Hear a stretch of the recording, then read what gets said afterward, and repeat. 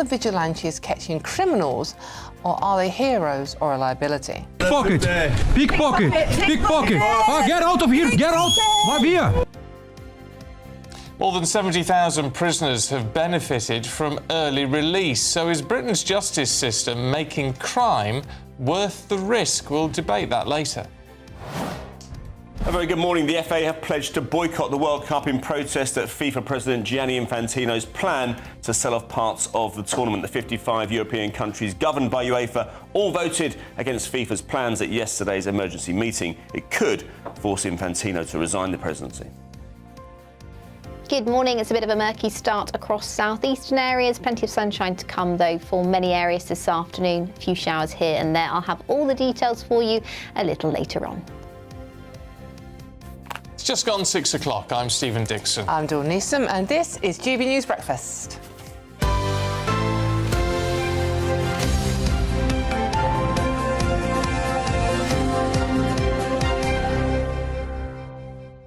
Well, we're going to crack straight on with the wildfire situation because it's pretty grim. We know it's terrible across Europe at the moment, but it's not so clever here in the UK either.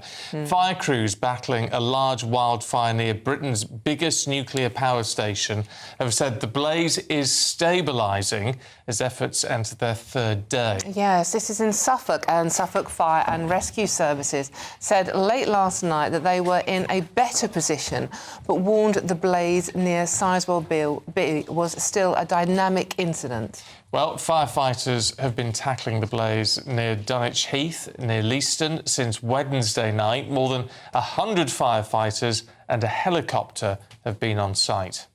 That follows news that a drought has now officially been declared across the whole of Wales. Well, let's get the latest on this particular wildfire, though. Head to Suffolk and our reporter Sam Francis. Sam, morning to you.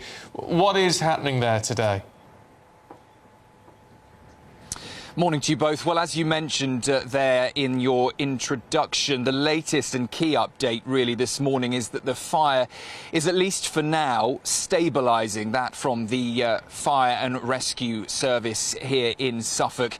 But that doesn't mean it is over. Far from it. The blaze has been continuing throughout the night. Firefighters, at least 100 personnel on the scene tackling the blaze, and it is still most certainly a major incident. We do, though, have a better sense of the scale of the blaze. It broke out on Wednesday evening and has now been burning for some 48 hours plus, and has affected a huge area of land here on the Suffolk coastline.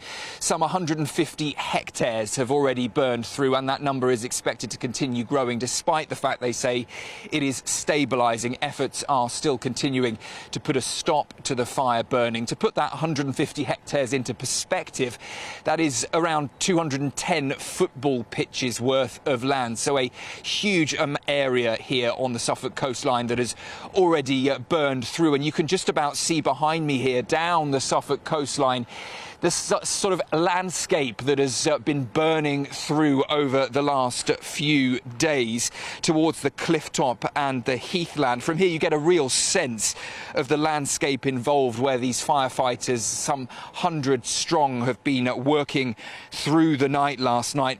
More than 100, as I say, have been joined by helicopters also dropping seawater onto the flames in an attempt to dampen them. And we've also seen crews, pictures of crews filling trenches in the ground of water to try to create breaks and stop the fire from moving any further.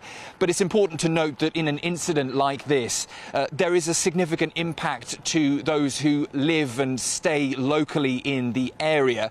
We were speaking to a number of people, residents and holidaymakers in Suffolk last night, who have shared their thoughts on the experience of being evacuated. More than 100 people moved from their homes, and some 200 taken from a holiday camp just behind me here on the Suffolk coastline. And we also spoke to the local council leader, Paul Ashton, the deputy leader of Suffolk Council, and he shared his experience and interaction with some of the people who were evacuated to the local town hall. Let's take a listen. Generally speaking, they're quite calm. They are a little bit worried, they're worried about their cars, they're worried about, in some cases, they own static caravans up there, reasonable amount of money invested in those. Some have left their touring caravans up there. So they've got concern for their property. They're all safe, and I think they're just hugely thankful for the people here and all they've done for them. And every time we have a meeting and update on progress, they're all giving rounds of applause to the local people. It's really, really impressive. So the sense this morning is one of cautious optimism, I suppose you could say, but there are still concerns from the fire service that despite a stabilising picture now, there are efforts to contain the fire from spreading any further, and those who have been evacuated are still waiting for the all clear. Sam, for now, thank you. OK, well, let's find out what the weather situation is going to be like and how many more wildfires we can expect. Let's talk to Nathan Rao, weather journalist, who joins us in the studio. Nathan, the weather does seem to be cooling down a little bit at the moment, but still not much rain around. No, and it's rain that we really need. You're right, it is going to turn cooler and fresher from today and into the weekend, which will be good news for a lot of us because, the hot weather now is 3 months in, this relentless heat. Not only the record temperatures we've seen, 30 days of 30, 13 days of 35 in a row, all sorts of records will be falling. But the dry weather, which has provided the ideal environment for these wildfires, which are seldom, if ever, caused by the weather. They're usually caused by human activity. But we are actually in a situation now with the very hot weather and the very dry environment, perfect for wildfires. The reservoirs are about 60 to 70% full at the moment.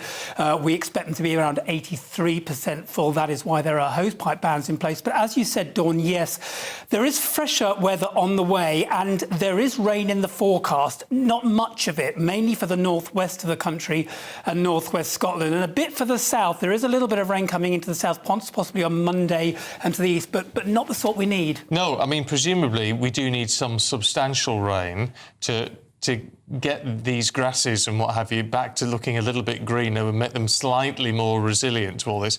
I mean, that's not going to come to more towards the end of the year, is it? No, it's not. And there is no sign for substantial rain in the forecast. In terms of the fires, any rain really is going to be helpful. If we get torrential rain in those areas or downpours, that is going to help the efforts, even though, as Sam was saying, it's stabilising in Suffolk. But what we need to replenish the water tables, the underground aquifers and the rivers, which are notably, quote, notably low at the moment, according to the authorities, is that long and sustained rainfall that we don't like very much. But that's what we need. It's, when the ground is so dry at the moment, any torrential rain is going to run straight off and cause the problem with flooding. It's the long, slow, sustained rainfall that we get through the autumn that we are needing. Indeed. Nathan, thank you so much for now. That's Nathan Rao, weather journalist for you. Right, in other news, Spain has deployed their military after thousands of migrants stormed across from Morocco into its North African enclave of Quetta, overwhelming border forces and leaving at least 9 people dead. Yes, many swam around coastal barriers while others poured through the land border, with the country's civil guard chief declaring that the border has totally collapsed. Well, Italy is now threatening to suspend open border arrangements over fears that those who entered Quetta could travel deeper into Europe. Yes, it's also been reported that fires have broken out across the region overnight, with some of the new arrivals attempting to break into homes and businesses. So as Britain battles its own crisis in the Channel, are we witnessing a warning of what happens when a continent loses control of its borders? Meanwhile, here in Britain, Andy Burnham is preparing to announce further devolution powers. Yeah, under the plans, regional mayors will be able to keep a share of income tax in what the government claims will allow communities to directly benefit when their economy grows. Yes, OK. So let's talk to former Conservative Minister Kevin Foster about both these stories, linking them seamlessly together. Kevin, have a go on that one. Shall we start with the situation in Spain?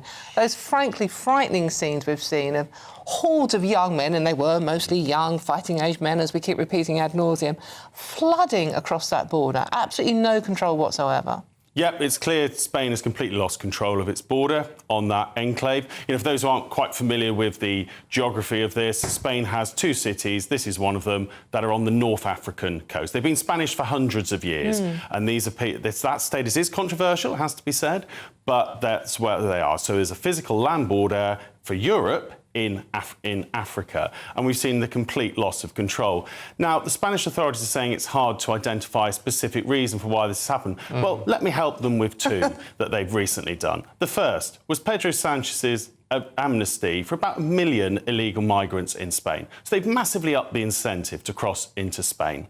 The second was last month, their Supreme Court passed a ruling that made it harder to return immediately people from Ceuta into Morocco, who had visibly just arrived. Morocco, like France, is not a war-torn country, is not a country you generally should be getting asylum from. So up went the incentive, down went the likelihood of being returned, and we can see what's happened next. Yes, I mean, it seems pretty simple when you look at it in those terms. Politicians never seem to see it in quite the same way, do they? I mean, obviously, it's a huge concern for Spain.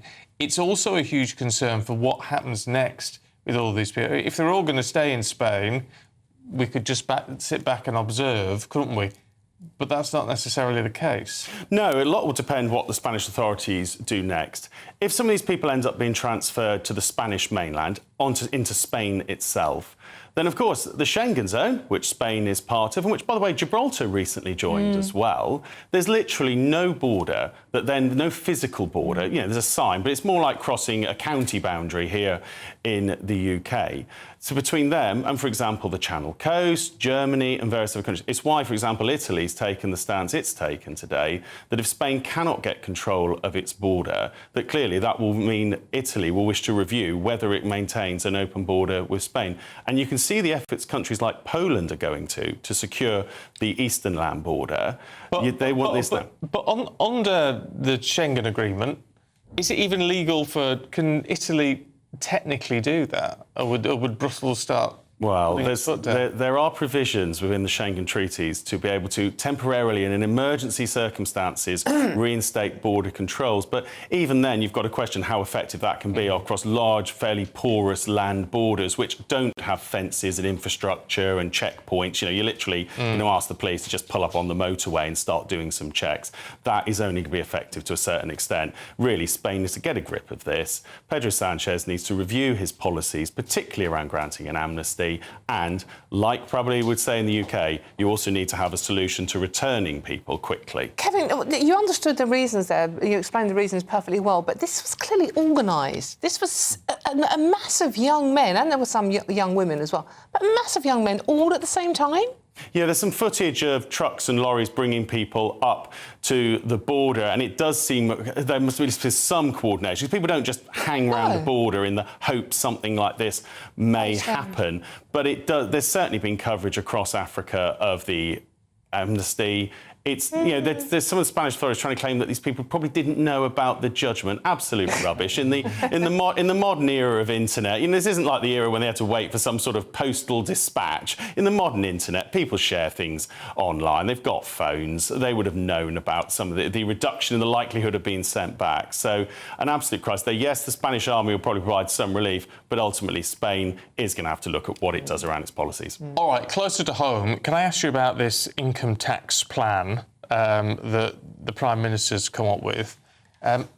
Explain it. How would this work? The idea that you would give a share, not that you would give income tax raising or reducing powers to local mayors, but you would give them a share of income tax, presumably that has been raised within their area, for them to spend on what they want. Yeah, it seems to be inspired by the arrangement that currently are around business rates. Because a lot of people who pay business rates think their local council sets them because that's where they pay their bill. It doesn't. It's a nationally set tax, like income tax. The idea seems to be that if you're a mayor and you create job-creating opportunities, for the sake of argument, you approve some big development that's going to create more jobs, you'll get a share of the extra income tax. Now, how exactly that works is going to be up for debate. So, for example, I live in Devon. If I was the mayor of Devon and I granted a big job-creating opportunity in Plymouth, a lot of people would actually live in Cornwall. So how would I benefit from that? And also, is it a power to just create more revenue, or is it a power to actually use some of this to reduce taxes? Would, for example, Ben Houchen in Teesside or Andrea Jenkins in Lincolnshire, would they be able to use some of this to actually reduce taxes to incentivise companies to come to their areas? Because this is the bit that's been missing out of devolution. A lot of it's always been about raising more tax or raising more revenue. But it's not been about it being less. So it wouldn't be less taxes for us, but your ordinary punter, but stuff to bring businesses in. Well, that's the debate. Is Andy Burnham going to actually devolve the power to do things that aren't necessarily quite so Labour-minded? You know, we saw there were 4 areas that were supposed to be having mayoral elections in May: Essex, Norfolk and Suffolk, Hampshire, Sussex, places that were probably unlikely to vote in a hard-left mayor for reasons that we can all work out given their demographics. Would a mayor of those areas have the ability to cut tax, pursue a more pro-business agenda? That's where the test of these sorts of policies come, because at the moment it's all been about increasing revenue from people, not about reducing their bills. Indeed. Kevin, thank you so much for that, and heaven help you if you live in an area with particularly bad mayor.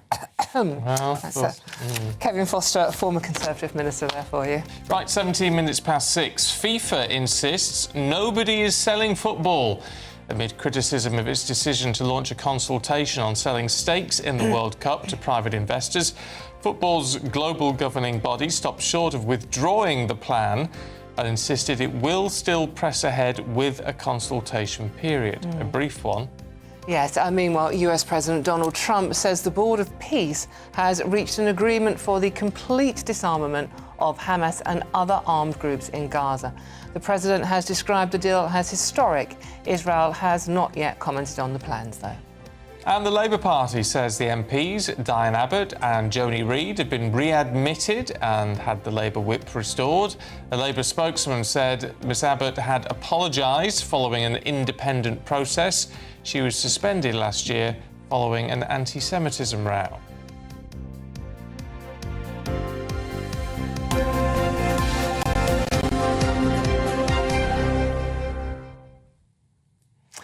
Interesting times. Very interesting times. The whole mayoral thing. I'd love to know what you would think about the mayoral thing. gbnews.com/your say. Are you confident that your local mayor will spend any money raised wisely in your local area? Well, that's democracy for you, though, isn't it? If you voted for a mayor, it is a democratic process. And I suppose the argument is if you don't like how they're spending this money, you vote somebody else in next time. Yeah, let's see what you think, though. But before we move on, let's have a quick look at the weather with Annie.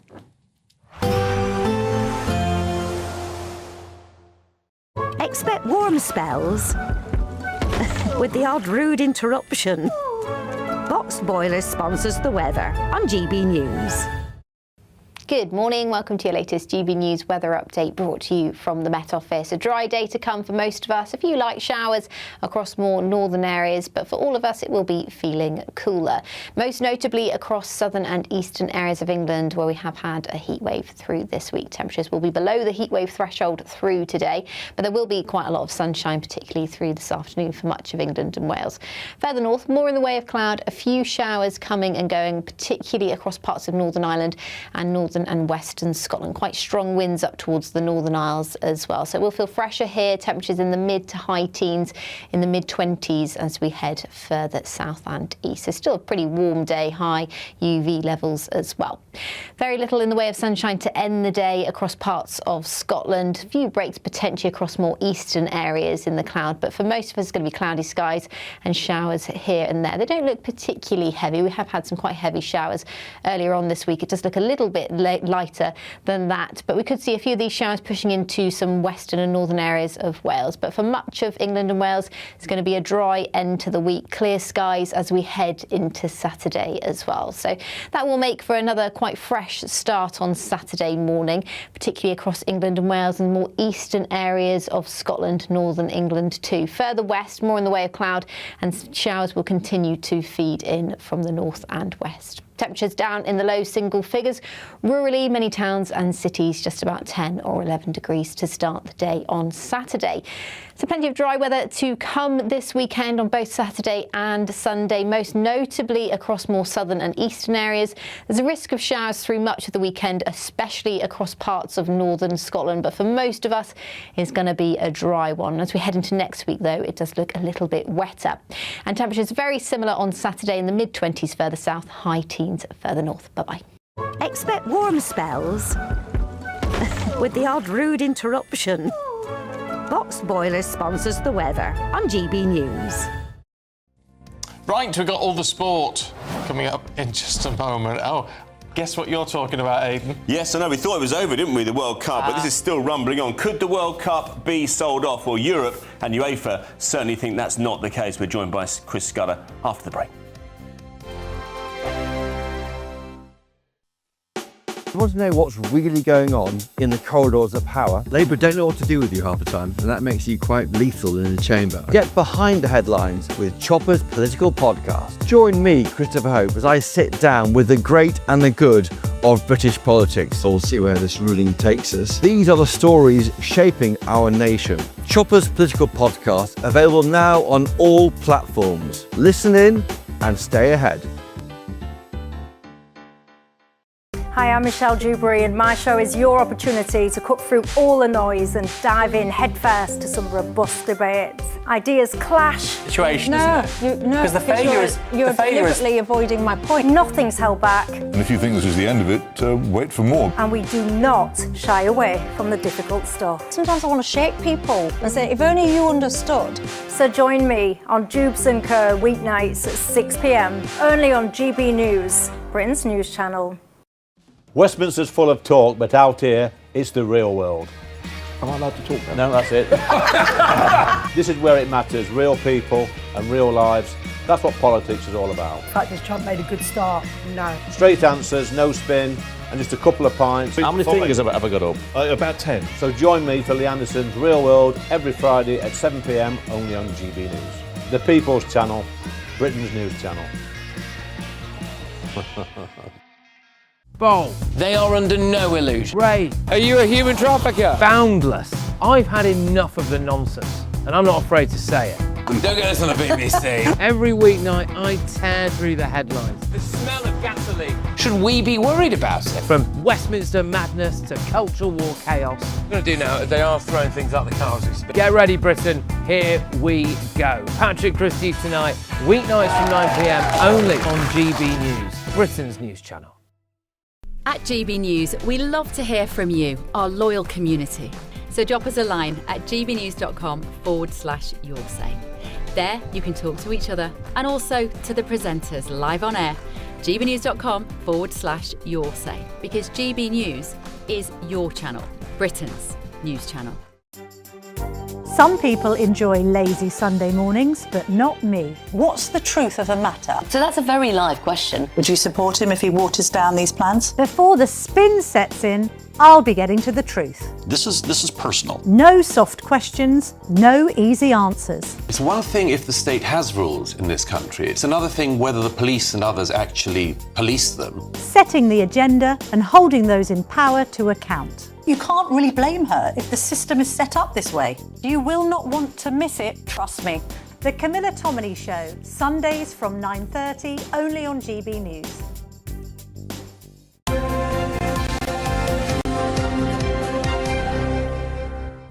Right, Aidan's got the sport. What is happening with FIFA? Well, look, they didn't announce anything. It was actually a journalist called Martin Ziegler who broke this story a few days ago, saying that they were planning, FIFA this is, to sell off parts of the World Cup. Only the bits that make money, of course, and it kind of stank because it looked as if some of the entities set up... And to Donald Trump's son-in-law's That's what I mean. Yeah, brother. It did seem a bit far-fetched, but it could be absolutely true. Now, what it's done is it's galvanised UEFA into action. They had an emergency meeting yesterday, and all 55 member nations said that they would boycott the next World Cup if Infantino, the FIFA president, pressed ahead with these plans. Now, we'll hear from Chris Scudder in a moment, but this centres around the delivery of the World Cup. That's the bit that makes money, the sponsorship, the advertising, the broadcasting.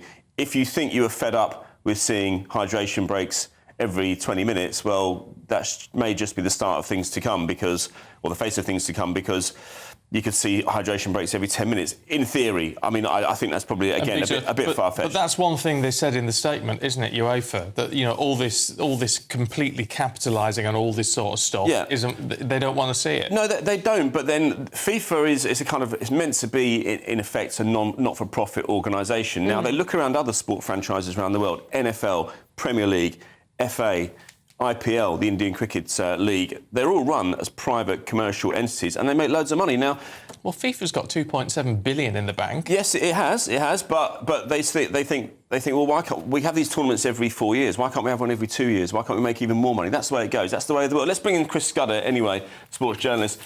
Chris, just let us know what you thought of the last few days. Yeah, it's civil war, isn't it, Aidan, really, potentially. If FIFA proceed with this, then UEFA are one out, all out. Simple as that. It's going to come down to numbers when it comes to the vote. We've got this deadline of September 19th for the member associations. There are 211 of them around the world. It just needs a majority, so it'd be 106 would be the mark FIFA would need to get to for this to be pushed through. 55 in Europe, UEFA one out, all out, so that's 55 together. We understand that CONCACAF, which is Central America, that's USA, Mexico, and the smaller Central American nations are also against this. That's 41. So add those together, you've got, what, 96. Trouble is, the really small nations, when you go past the nations ranked over 100 in the world, don't have much money. If they're being offered £40 million, yes, they are probably all going to vote, yes, we'll have that money. And, you know, it is part of the FIFA blueprint, and Sepp Blatter wanted this as well, where the smaller nations, and we saw it with Cape Verde, didn't we? If you give these nations an opportunity, they can make progress on the field. So you can see, the logic behind that. But it shouldn't really come at the expense of the big power players. They get one vote. England gets the same as Anguilla, as Tonga, as American Samoa, who once lost 33-0 to Australia a few years ago. So you can see where this is going, can't you? I think, actually, I'm just looking, Aidan, there's a hastily released a FIFA media thing this morning coming out. A quote from this, released about 2 hours ago. FIFA saying, nobody is selling football. This is not something FIFA would ever entertain. They blamed the media as well, Chris, didn't they? Sorry? They blame the media as well. Yeah, you've seen it, yeah. They're saying incorrect media reports. They're calling it a democratic process. They will push through with what they're calling a democratic process. So I thought, I've got to be honest, Aidan, that this morning, a bit like the European Super League a few years ago, which collapsed in 48 hours, that Infantino would go, all right, well, we can't really, alienate the big power base in Europe, but he seems to want to stick to his guns here and, push through with what he calls a democratic process. So it is very tense, isn't it? Incredible stuff, really. Football's never quite seen anything like it. But you're right about what you said. I mean, the trouble is getting external money into this, especially American money. They don't have any kind of a view of what football is. And you're right. I mean, World Cups every 2 years, even Arsene Wenger, great respected figure like him, has said, yes, this could be a thing. But of course, then once you do that, you completely mess up the European Championships. And let us not, let's make no bones about this. UEFA and FIFA do not see eye to eye, never have. It's the power bases, the two of them in conflict, and the football calendar. You can't fit all these things in. And if this American money comes in, or world money, players are going to be overplayed. There's going to be civil war is the best way of putting it, I think, Aidan. Chris, I'm going to see if I can get you back next hour, because there's loads more I want to ask you. But for now, thanks very much for your input. No worries. Yeah, there's loads more to discuss with Chris. There is. I hope we stand by our principles on this. Oh, look, it's a grand gesture. It's easy to do this kind of things when the next World Cup's 4 years away. They wouldn't be doing it if it was a month away, would they? Well, maybe they would, but they'd be heard more if they did it then. Possibly. Will Infantino survive this? I'm not sure. If he doesn't get to the 106 by September 19, it's so political now, football, isn't it? So political. Very much. It's like Congress. It's like Parliament rolled into one. But no, I don't see him going beyond this. This would have been key to him carrying on into the future. If he doesn't do that, I think he'll depart. All right, OK. We shall see. Aidan, thank you. See you later. It is 6:30 exactly. Here's your traffic and travel update.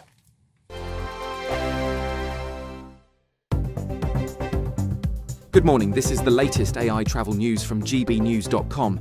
The A1 northbound is closed after the A52 in Grantham. The A428 is closed after the A1 near St Neots. The A5 is closed after the A453. The A11 is closed after the A134 in Thetford. The A4117 is closed after the A429.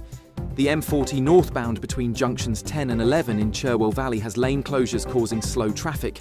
In Scotland, the A82 Corran ferry sailings are cancelled due to technical problems, with a foot passenger service running and possible delays. And on the trains, East Midlands Railway is running a reduced service. For more travel news, go to gbnews.com.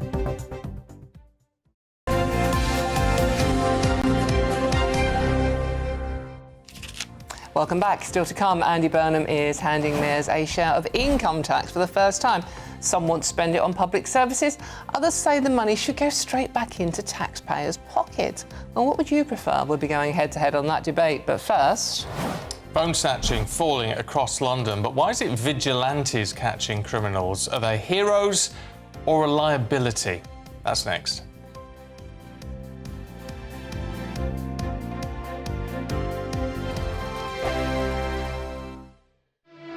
Here at GB News, we made a promise to tell your stories. And on the 6th of August, we're marking 5 years of doing exactly that. Celebrate with us by having your say. Join in the debates live on TV and radio. And meeting your favourite presenters across the country, from Leeds to Aberdeen, from Belfast to Barry Island. Plus, join me in Essex for our biggest live show of the year. Scan the QR code or visit gbnews.com/celebrate. Terms and conditions apply. Hi, I'm Michelle Dewberry, and my show is your opportunity to cut through all the noise and dive in headfirst to some robust debates. Ideas clash. Situation, isn't it? Because you're deliberately avoiding my point. Nothing's held back. And if you think this is the end of it, wait for more. And we do not shy away from the difficult stuff. Sometimes I want to shake people and say, if only you understood. So join me on Dubes & Co weeknights at 6 p.m, only on GB News, Britain's news channel. Welcome to Free Speech Nation with me, Josh Howard. This is the show where each week we see what's happening in the world of culture, current affairs and politics. First we'll say, welcome to the UK. Oh, thank you. And we're not afraid to use our free speech so that you can use yours. It's not controversial in the slightest to anyone who hasn't lost their mind. Free Speech Nation, Sunday nights at 7 p.m, only on GB News, the People's Channel, Britain's news channel. As soon as it hits 11 and the headlines come in, the Late Edition brings you the breaking news from all the front pages. Because the news is going to happen. So get a head start today. Patrick Christie's tonight, Late Edition. Alex Armstrong tonight, Late Edition. From 11 o'clock every night. Only on GB News, the People's Channel, Britain's news channel. Britain is not just a geographical expression. We are a people bound together by history and culture that are distinctively British. Join me to celebrate our music, theatre, artworks and literature, which we can explore and enjoy together. Everybody's welcome. Sunday with Michael Portillo. Every Sunday at 11 a.m. on GB News, the People's Channel, Britain's news channel. Do you trust what you're being told? Good, because neither do I. Those are just facts. I'm Alex Armstrong, and on my show, we'll expose the spin. Well, I want to answer that because you didn't let me last time, because you always speak over me. The broken promises. To deny that is denying the truth. And the hypocrisy. Needs to stop. You think we can allow? Politics, policy, parliament.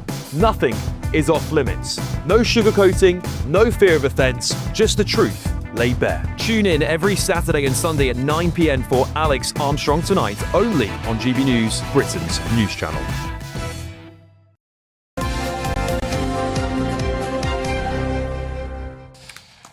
It's 6:35 and neighbourhood crime is down in London. That's the good news. Phone snatching and other thefts are falling. Yes, that's the good news. But amid the fall in crime, some have criticised so-called pickpocket vigilante citizens who chase after thieves for potentially causing more harm than good. Well, our national reporter Charlie Peters met Diego Galdino, also known as the pickpocket hunter, for this report. Pickpocket! Pickpocket! Pickpocket! Get out of here! Get out! Diego Galdino, the pickpocket hunter, confronts suspected thieves in London. Get out!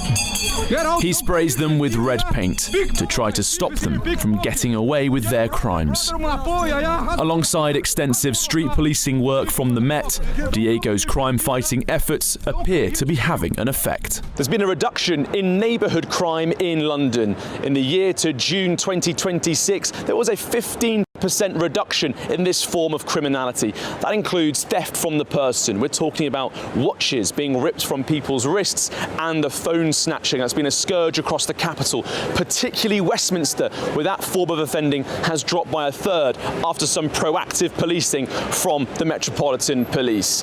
But vigilantes fighting against pickpocketing have also pointed to a stark rise in robbery from businesses, up 19.5%.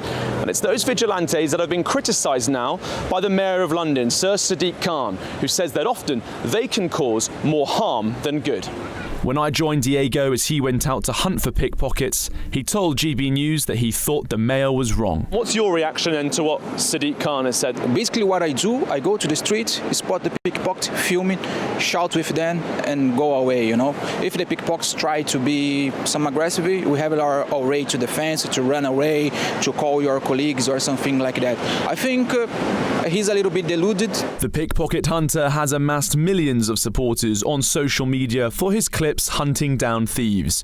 Critics have said that he lacks proper training for dealing with criminals and does not have access to police intelligence. But amid the reduction in pickpocketing, he says he wants to see more justice done. What I expect is like a little bit of justice. These people like serve the justice, go to the jail, pay for the damage that they causing to the public in general. We are here every single day on the street. We are spotting like pickpockets, phone snatcher every single day. While theft is down, the pickpocket nemesis will stick to the streets. Don't come here to steal, yeah? Don't come here to steal people. Don't come here to steal from people. He insists that he causes far more good than harm. Charlie Peters, GB News, London. Well, should we talk to former Chief Detective Superintendent Kevin Hurley, who joins us now? Morning to you, Kevin. Look, you can't condone vigilantism. We shouldn't have to do it, should we? I guess the argument here is partly, is it rising because there's not enough direct police action? Well, to be clear, I used to do that particular type of work on special street crime pickpocket squads in central London. And what has happened with the cutbacks, about the 100 people who were deployed on the various central London police stations, which are all now closed, those street crime squads have all disappeared. And there was a real knack to it that you needed to know who the pickpockets and bag snatchers were. And in this case, most of the people you've seen are from the East European Roma gypsy community, who are a plague across all our inner cities across Europe on pickpocketing. And there really now is no one actively targeting them. At one time, the Met actually had a dedicated superintendent doing liaison with the Romanian police. So whilst police speakers and the mayor are saying this is not good, what this guy Diego's doing, a very brave man, I might add, is disrupting their activity and stopping their offending because the Metropolitan Police, City Police, are not able to do so. All right, and that's a perfectly valid point, Kevin. But there's got to be some concern about vigilantes on the streets, haven't there? I mean, then we can't recommend that everyone becomes a vigilante, can we? Of course we can't, and it depends what we're talking about. What this guy is doing, he's literally knows who the gangs and groups are, comes up, make a big noise, so he's alerting everyone who could be their victim, and sprays them with red paint. He's effectively disrupting their criminal activity, which is actually something the police should do, but they can't. Taking your point, of course, people would say, what are you doing, former police chief, recommending vigilante activity? But to be frank, if I was on the street and I saw something like this going on, and I actually had the courage that Diego's got, I probably would shout out and try and disrupt their activity. So, this is a failing by the Mayor of London and central government to adequately resource the police service, and it's a failing by senior police leadership to maintain the old inner London dip squads, as they were called. The transport police used to have them. Every metropolitan police inner London station had them, and they've all gone. Yeah. All right, Kevin, thanks very much indeed. Appreciate your time this morning. It's a problem. I mean, vigilantism is an issue because when it rises, it is an indication that other things aren't working. Yes, of course. But, I mean, we can't have mob rule. We can't have people taking the law into their hands because it's a slippery slope. Having said that, when we were in New York a good few years ago now, someone doing that vigilante job did spot a pickpocket and saved us from being pickpocketed. Yeah. So I can see both sides of the story, I have to say. It's one of those things with someone like Diego, you can see, and getting praise from Kevin. But it's the idea if within society we all think, well, we are all going to take the law into our own hands, that's where society then starts to break down. Well, the law... So it's really difficult, isn't it? Yes. I know a lot of you will be thinking, oh, you need to be really, really supporting this fella. We're not condemning him. No. But you've also got to... It's a bit of a line. The bottom line is the law should be strong enough to be doing the job that it's there for. In any case. Still to come, Labour is reportedly planning an £18 billion tax rate on millions of families across England. Could you be one of them, though? Yeah, we'll talk about that with Claire and Nigel in the papers. There they are. Good morning, both. First, though, here's your European forecast. Ready to soak up that holiday sunshine? Won't we need some cover? No worries. All sorted. All Clear Travel Insurance sponsors GB News Travel Destinations Forecast. Hello. An extensive heatwave continues for much of Central Europe throughout this weekend. High pressure dominating. It's turning a little bit cooler for western areas of Spain, parts of Portugal, as well as western France. But as we head further east, the temperatures do climb across parts of Italy and towards the Mediterranean into the high 30s. You can see 40 degrees across parts of Greece. Wildfires here as well. But plenty of sunshine and hot weather to come into next week as well. Bye-bye. All Clear Travel Insurance sponsors GB News Travel Destinations Forecast.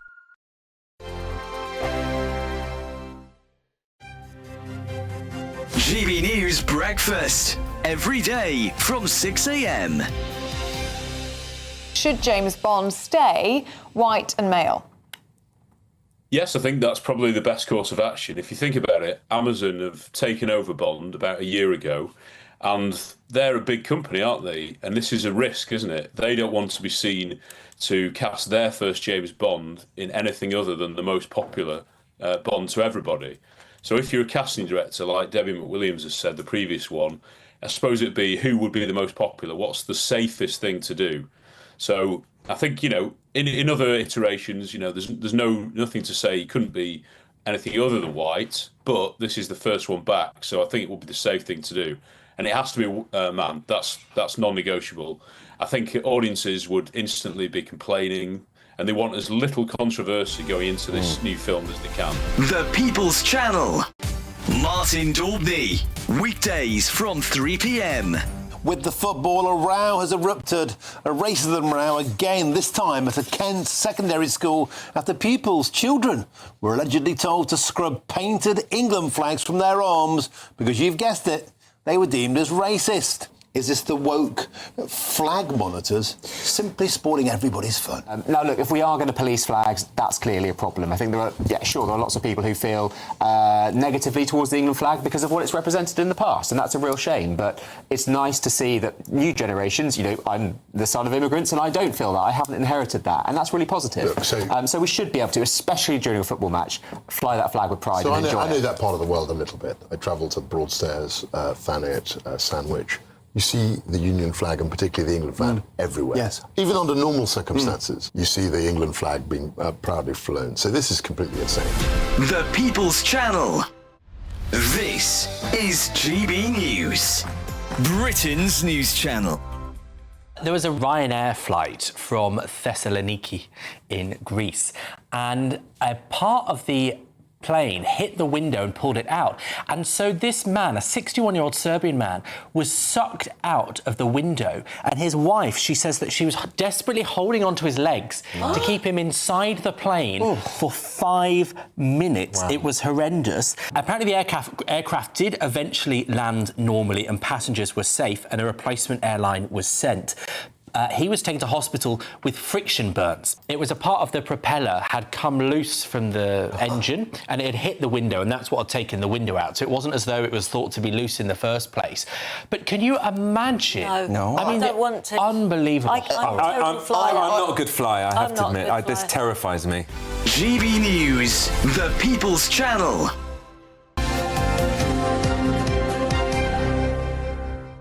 Right, we're going through the papers at 6:46 with former political advisor Claire Pearsall and our senior political commentator Nigel Nelson. Good morning to you both. Morning. Can we start with this tax business, Claire? I noticed that in the Telegraph they're talking about council tax bills and all the rest of it, but I want to talk to you about what I really want to find out is this devolution thing. Andy Burnham saying local mayors can take a proportion of income tax and what because I don't quite start her off. I don't quite understand it. I don't understand quite how that works or how it's beneficial.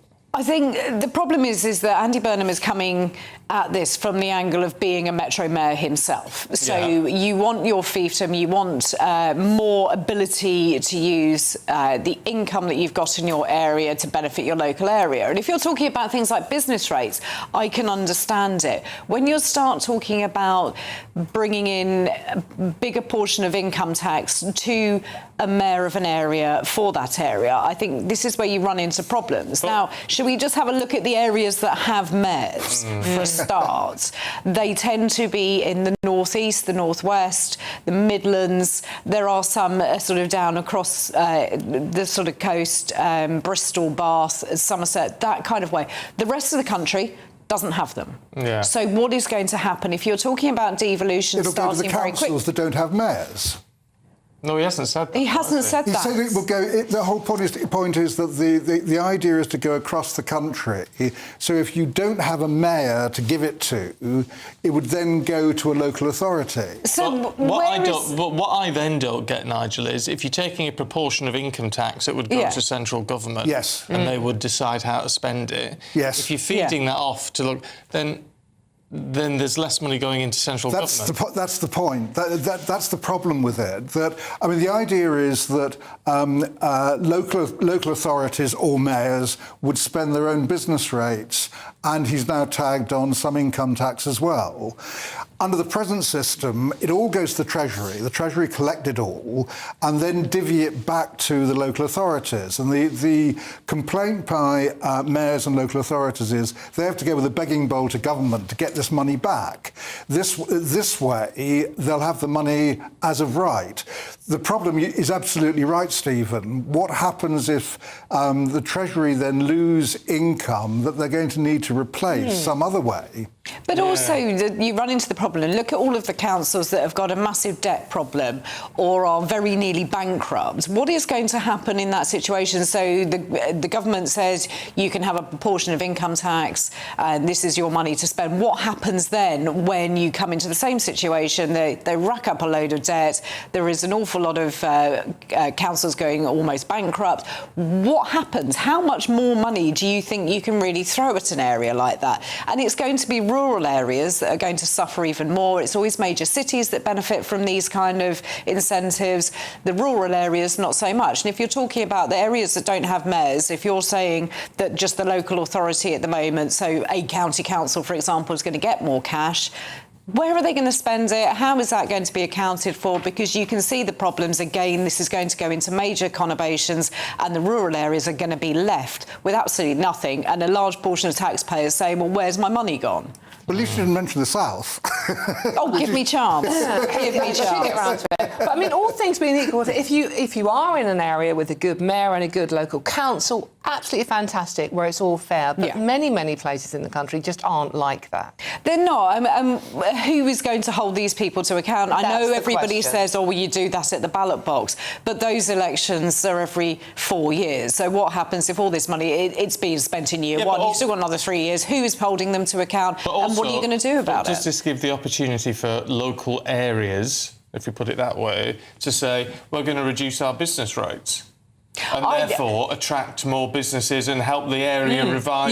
Which is the point. And I don't see an issue with that, because if your area is going to be more competitive for a business to set up in because your business rates are lower, then people are going to relocate. That part of it I don't have an issue with. What I do is when you're talking about central government funding, sort of portion of income tax, well, how is that going to be decided? What is the proportion? Where is it going to be spent, and how much control is going to be had over it?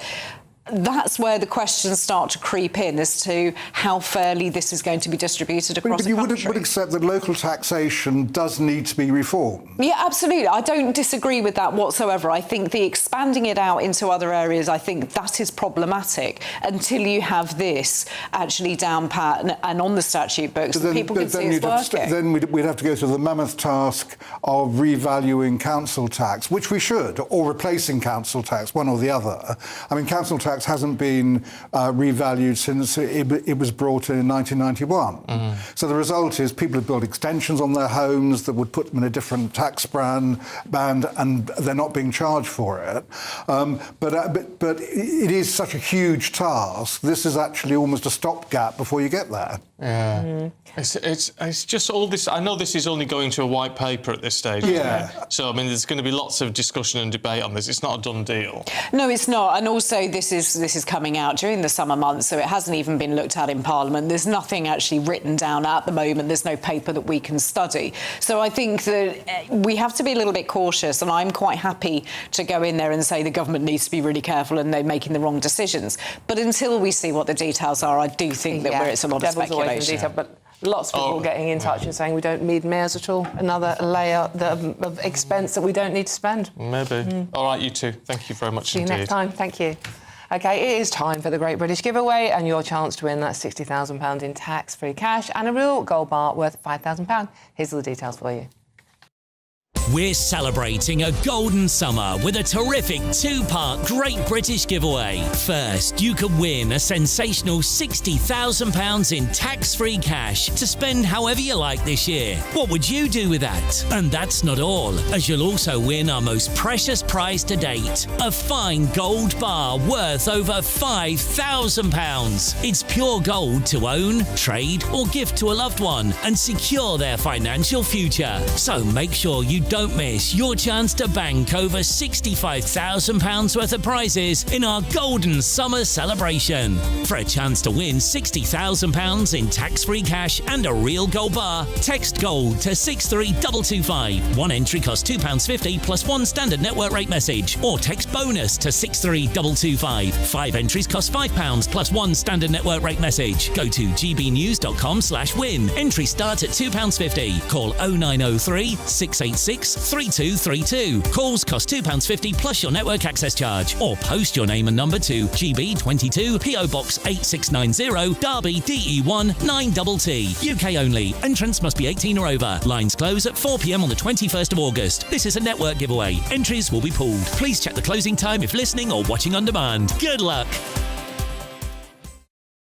Still to come, we're going to be talking to the Shadow Business Secretary, Andrew Griffith, and Andy Burnham's right-hand woman, Louise Haigh. Will the government's new devolution plans really work? Big question, but first, time for the weather with Annie.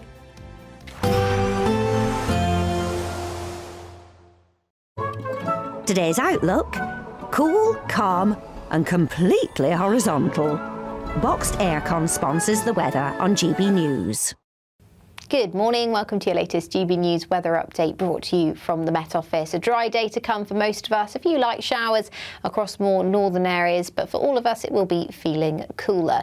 Most notably across southern and eastern areas of England where we have had a heat wave through this week. Temperatures will be below the heat wave threshold through today, but there will be quite a lot of sunshine, particularly through this afternoon for much of England and Wales. Further north, more in the way of cloud, a few showers coming and going, particularly across parts of Northern Ireland and northern and western Scotland. Quite strong winds up towards the Northern Isles as well. So we'll feel fresher here, temperatures in the mid to high teens, in the mid-20s as we head further south and east. So still a pretty warm day, high UV levels as well. Very little in the way of sunshine to end the day across parts of Scotland. A few breaks potentially across more eastern areas in the cloud, but for most of us it's going to be cloudy skies and showers here and there. They don't look particularly heavy. We have had some quite heavy showers earlier on this week. It does look a little bit lighter than that, but we could see a few of these showers pushing into some western and northern areas of Wales. But for much of England and Wales, it's going to be a dry end to the week, clear skies as we head into Saturday as well. So that will make for another quite fresh start on Saturday morning, particularly across England and Wales and more eastern areas of Scotland, northern England too. Further west, more in the way of cloud, and showers will continue to feed in from the north and west. Temperatures down in the low single figures. Rurally, many towns and cities just about 10 or 11 degrees to start the day on Saturday. So plenty of dry weather to come this weekend on both Saturday and Sunday, most notably across more southern and eastern areas. There's a risk of showers through much of the weekend, especially across parts of northern Scotland, but for most of us it's going to be a dry one. As we head into next week though, it does look a little bit wetter. And temperatures very similar on Saturday in the mid-20s further south, high teens further north. Bye-bye. Today's outlook: cool, calm and completely horizontal. Boxed Aircon sponsors the weather on GB News.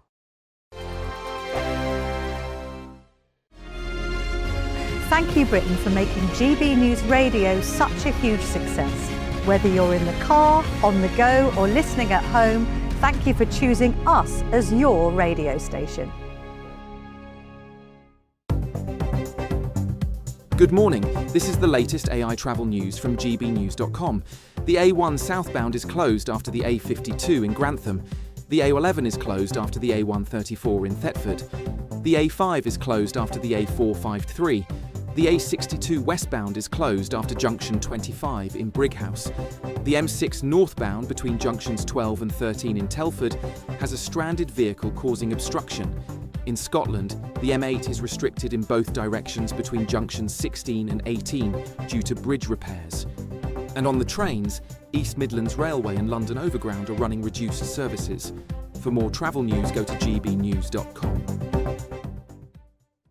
We're celebrating a golden summer with a terrific two-part Great British giveaway. First, you could win a sensational £60,000 in tax-free cash. And that's not all, as you'll also win our most precious prize to date, a fine gold bar worth over £5,000. For a chance to win, text GOLD to 63225. One entry costs £2.50 plus one standard network rate message. Or text BONUS to 63225. 5 entries cost £5 £5 plus one standard network rate message. Go to gbnews.com/win. Entries start at £2.50. Call 0903 686 3232. Calls cost £2.50 plus your network access charge. Or post your name and number to GB22 PO Box 8690 Derby DE1 9TT. UK only. Entrance must be 18 or over. Lines close at 4 p.m. on the 21st of August. This is a network giveaway. Entries will be pooled. Please check the closing time if listening or watching on demand. Good luck. You want to know what's really going on in the corridors of power? Labour don't know what to do with you half the time, and that makes you quite lethal in the chamber. Get behind the headlines with Chopper's Political Podcast. Join me, Christopher Hope, as I sit down with the great and the good of British politics. We'll see where this ruling takes us. These are the stories shaping our nation. Chopper's Political Podcast, available now on all platforms. Listen in and stay ahead. Westminster's full of talk, but out here, it's the real world. Am I allowed to talk then? No, that's it.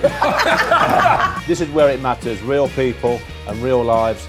That's what politics is all about. The fact is Trump made a good start, no. Straight answers, no spin, and just a couple of pints. How many fingers have I got up? About 10. So join me for Lee Anderson's Real World every Friday at 7 p.m, only on GB News. The People's Channel, Britain's news channel.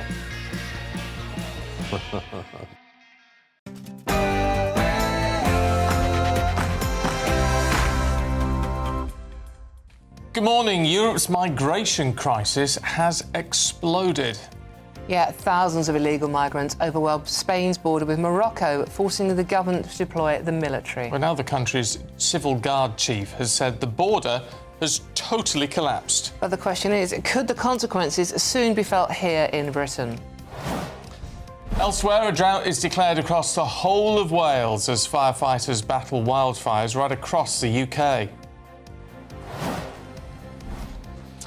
Behind these cliffs on the Suffolk coastline, fire crews have been battling the blaze for many hours now. Families still evacuated, forests left scorched, and emergency services are watching for any flare-ups. We'll be live here for you with the very latest throughout this morning.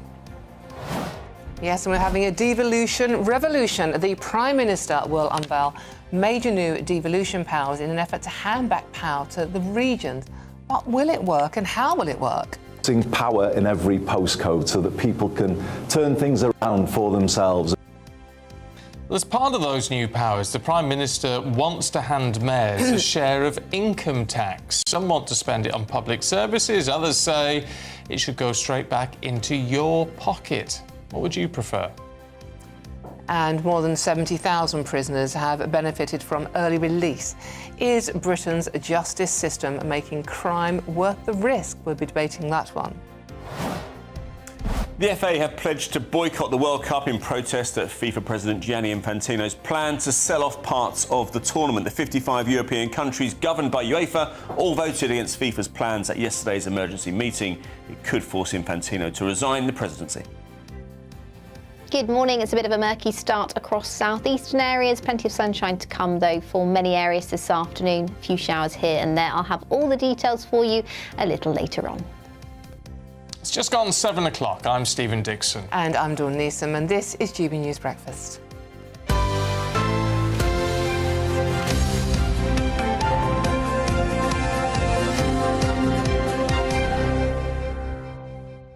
Right, let's start with those wildfires, should we? Because fire crews battling a pretty large wildfire near Britain's biggest nuclear power station have said the blaze is now stabilising, but they've been working on it for 3 days. Yes, it's frightening. Many people have been evacuated. Suffolk Fire and Rescue Services said late last night that they were in a better position, but warned the blaze near Sizewell B, as we mentioned, it was still a dynamic incident. Well, firefighters have been tackling the blaze in Dunwich Heath near Leiston since Wednesday. More than 100 firefighters and some helicopters on site.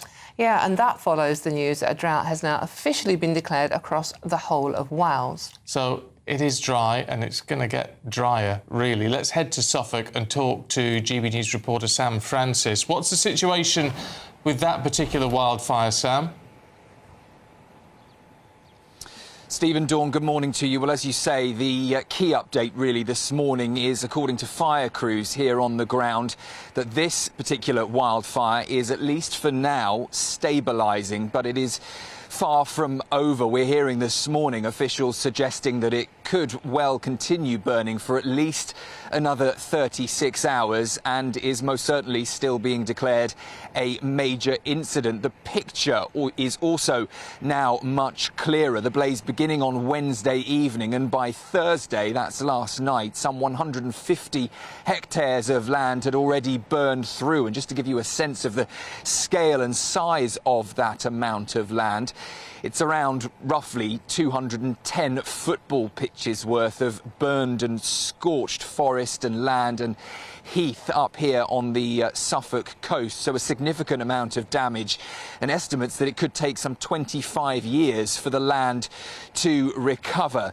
So a significant amount of damage caused by the fire. If you just take a look behind me in the distance, you may be able to make out Sizewell B. That is the nuclear power plant that we are keeping a close eye on, because it is still on high alert this morning after flames and smoke edged close to that nuclear plant. Chiefs there who are monitoring the situation say at this stage there is no risk to the power station, but weather conditions here are expected to improve, well, almost not at all. Little to no relief here for one of the driest and most parched areas of the country right now. So they could worsen before they improve, according to fire services and weather forecasts. But the situation here remains difficult for fire crews on the front line, who are still trying to put a stop to the blaze from spreading any further. And we're hearing from the UK National Fire Chief this morning that wildfires like this one here in Suffolk, he says, are now the new normal. OK, Sam, thank you. OK, let's talk to weather journalist Nathan Rana, who is in the studio with us. Nathan, I mean, that part of the world, Suffolk, is actually one of the drier parts of the country in any case. So this is going to be catastrophic. Yeah, and this is a result of the 3 months now we've had of extraordinarily high temperatures and dry weather. Half of the country is officially in drought. Wales has just been put into, the whole of Wales has been put into drought. And we have these ideal conditions for wildfires. Earlier in the season, last week, we saw wildfires across the Cairngorms. We get around 700 wildfires a year in the UK. You know, they're not unheard of, but they're usually contained and they're usually manageable. The problem we've got this year is because we've had such an extraordinary summer so far, the ground is so dry and the temperatures have been so hot that these wildfires are spreading. This one, as Sam has mentioned, is stabilising, but all it takes is a spark, and that's why the warnings are so important. What does drought mean in meteorological terms? Very interesting question, Stephen, because there isn't an official definition of a drought in the UK, unlike a heat wave, which is 3 days of temperatures above threshold conditions. A drought, actually, there isn't an official definition. Correct me if I'm wrong, but I have checked this. Very dry conditions with weeks and weeks and weeks of no rain. The water tables are low. The authorities have called it notably low. The river levels are low and the reservoirs are low. And I think what they do is they put all of that together and they say that there's a shortage and a risk of wildfires and the ground is very dry, and they put it into drought. But there's no sort of official, threshold for when we pass into drought. It's a sort of estimation that the authorities make. And the one thing, obviously, that makes these fires worse and spread faster is wind. Are we predicted to have a calm period now where maybe we're in with the shout of actually getting these fires under control properly? You're quite right, Dawn. Wind is one of the things that drives the fires. What the fires need is dry ground, heat and wind, and all of those things have been in position. We've had, so far, northwesterly winds, which have been pushing this particular fire out to the east. That's away from Sizewell B and out towards the coast. That's been good news. There's no hint of any... I mean, winds can change, the direction of the wind can change and the force of the wind can change. That's always a possibility. What the Met Office has said that is there is going to be some rain, not a lot, as Sam was saying, not really, a good chance of heavy rain, but there is some rain in the forecast over the next few days, and cooler and fresher conditions, so that would be good. But, these things, when they start, they get out of hand very, very quickly. And now we're going to get some decent rain. Do we know? No, we don't, Stephen. And actually, as we go through the second half of next week, we've got high pressure back again. High pressure is related to that heat dome we've been talking about. Nothing as severe as I think what we've been seeing over the past few weeks, but certainly high pressure and dry weather is back in the forecast. And the rain across the south into the weekend and into the start of next week is nothing really significant. It's a little low pressure sneaking in across the south of the country that may bring some rain. But overall, the picture is for calm, settled conditions as we go into August. OK, and then that rain to look forward to in the autumn. Thank you very much for that one. Thank you, Nathan Rao. Thank you. And Also, we moan about the weather, whatever it is. I don't. I love we? this weather. I'm sorry. I know the fires are bad, and we're not trying to scaremonger here, but it is a news story. It's in all your newspapers today. And Joe has been in touch. Joe says our son is shuttling daily from Norwich heliport to the gas fields and can see the wildfires from the offshore installation in the North Sea, off the Norfolk coast. So it's quite dramatic pictures. I've got a friend that lives on Dunwich, on the edge of Dunwich Heath, and they've been filming it from their cottage with a bag packed literally in the hallway. So if you live in an area, it is very scary. Yeah. Right.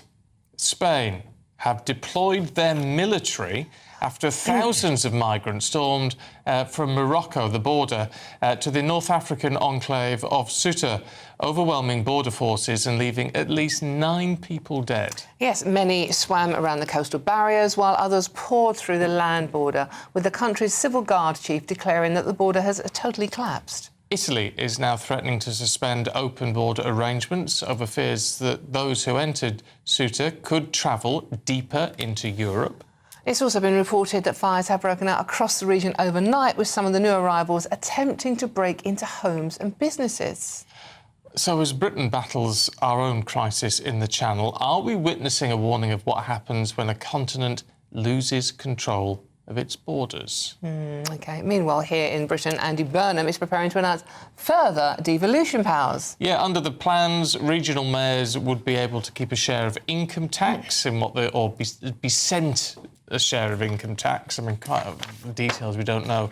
But the government claims it will allow communities to directly benefit when their economy grows. OK, former Conservative Minister Kevin Foster joins us in the studio. Kevin, a real mixed bag of stories for you today. Let's start with the immigration crisis in this Spanish enclave in North Africa.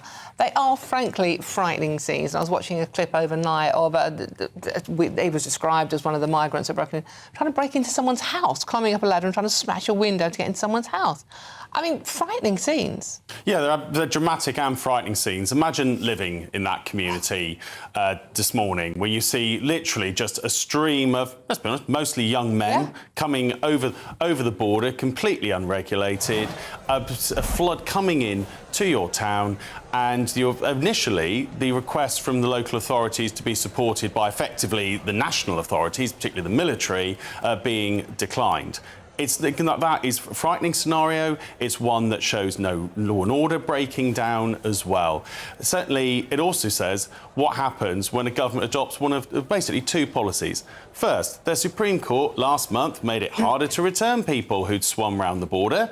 And second, Pedro Sanchez has been offering an amnesty to about 1 million illegal migrants, making it much more attractive if you're wanting to migrate into Europe to break into Spain. And now we're seeing this. No surprise with the combination of those 2 factors that we're seeing this outcome, sadly, for people who just want to live quietly in their own community. I mean, we're looking at live pictures now. I mean, quite who these people are in the shop, we don't know, but a lot of people just milling about there. I mean, what is interesting with this is this has clearly in some way been organised, because this huge influx of people all at once, it begs the question, if they're going to start organising in this way, I mean, what would happen if that happened at the Channel? With that sort of a massive number of people heading over at once, you would lose control. We'd lose all control, wouldn't we? Yeah, the fear of anyone managing a border is a sort of swarm approach, i.e. multiple different vehicles or craft all approach the border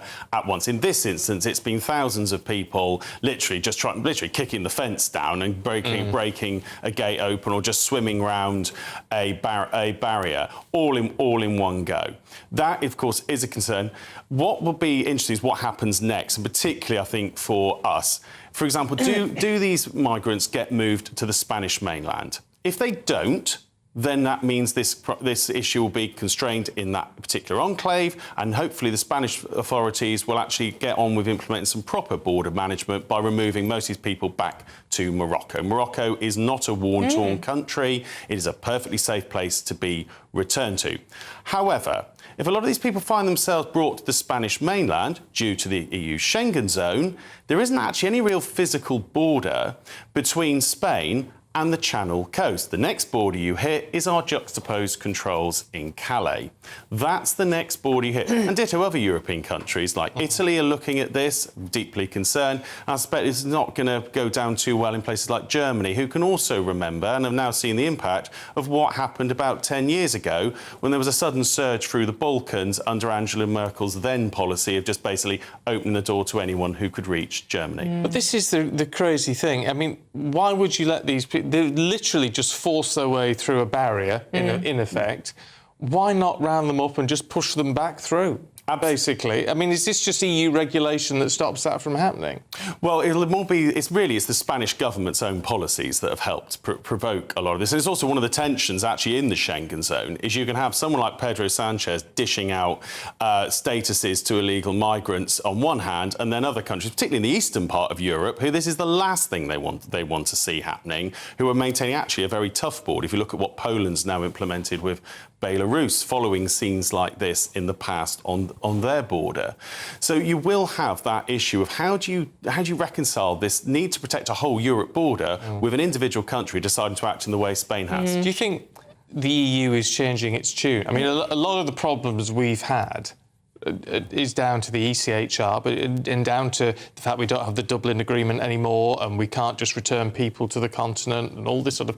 Do you think we are seeing a change in attitude across the EU as more and more stuff like this happens? Well, let's remember, we were actually net recipients under the Dublin Agreement. It's far from the magic bullet some people present around illegal But we were able to return people to France, weren't we? A level, but, for example, under the Dublin Agreement, in theory, you can return someone to the place where they first entered the European Union and claimed asylum, but you couldn't return people to Italy or Greece. It doesn't take much of a look at the map to work out the problem with that. If you can't return people to Greece and to Italy. But in terms of the wider change, we are seeing a change of attitude and approach in much of Europe, and debates around where the line should be drawn in ECHR. For example, this week, Germany returned 31 people to Kabul, direct to Kabul, on a charter plane, including, for the first time, someone who was purely being returned for immigration purposes. One of their previous deportations had mostly been of serious criminals. They've done a first one, which was someone just for immigration purposes. Again, that shows a changing of attitude in Europe to returning people back to an Afghanistan ruled by the Taliban, not by a sort of Western coalition partner. So attitudes have changed hugely on the continent in the last 10 years, and certainly we're seeing our own debate around the ECHR has moved on hugely in that time as well. It's very frustrating that Germany, part of the EU, part of the Schengen Agreement, can do that with no problem, and yet here we still have trouble sending anyone anywhere. Yeah, Dawn, it's something that I think it's probably one of the few times many Brexiteers would actually like to see some alignment with the EU by the UK government. But a lot of it will end up being a policy decision by the UK. Does the government want to return people back? It's something they do need to look at doing, but there will inevitably be policy compromises they'll need to make. OK, we didn't have time to get onto the devolution revolution. Well, we didn't, did we? We'll discuss that in the papers and things. Yeah. Thank you very much. Thank you. Right, at 16 minutes past 7, FIFA insists nobody is selling football amid criticism of its decision to launch a consultation on selling stakes in the World Cup and other FIFA competitions to private investors. Football's global governing body stopped short of withdrawing the controversial plan, saying instead it would press ahead at the moment. Meanwhile, US President Donald Trump says the Board of Peace has reached an agreement for the complete disarmament of Hamas and other armed groups in Gaza. The president has described the deal as historic. Israel, meanwhile, has not yet commented on the plans. And a renowned climber who served in the British military for 16 years is amongst 10 people missing after an avalanche on one of the world's highest mountains. Nirmal Purja, who was born in Nepal and served in the British Army and Royal Marines, was leading an expedition on the world's 12th highest peak when the avalanche struck about midday yesterday. No contact with any of the climbers since it happened. And some breaking news coming into us from the Metropolitan Police. Now, National Security Act charges have been authorised against 44-year-old Rashad Sultanov, a dual UK and Azerbaijani national who was arrested in Cyprus, accused of conducting hostile surveillance at RAF Akatori and sharing information with the Islamic Revolutionary Guard Corps.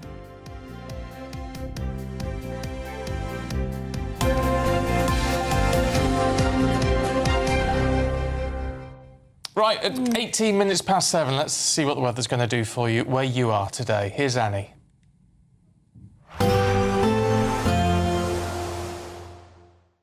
Expect warm spells with the odd rude interruption. Boxed Boilers sponsors the weather on GB News. Good morning, welcome to your latest GB News weather update brought to you from the Met Office. A dry day to come for most of us, a few light showers across more northern areas, but for all of us it will be feeling cooler. Most notably across southern and eastern areas of England where we have had a heat wave through this week. Temperatures will be below the heat wave threshold through today, but there will be quite a lot of sunshine, particularly through this afternoon for much of England and Wales.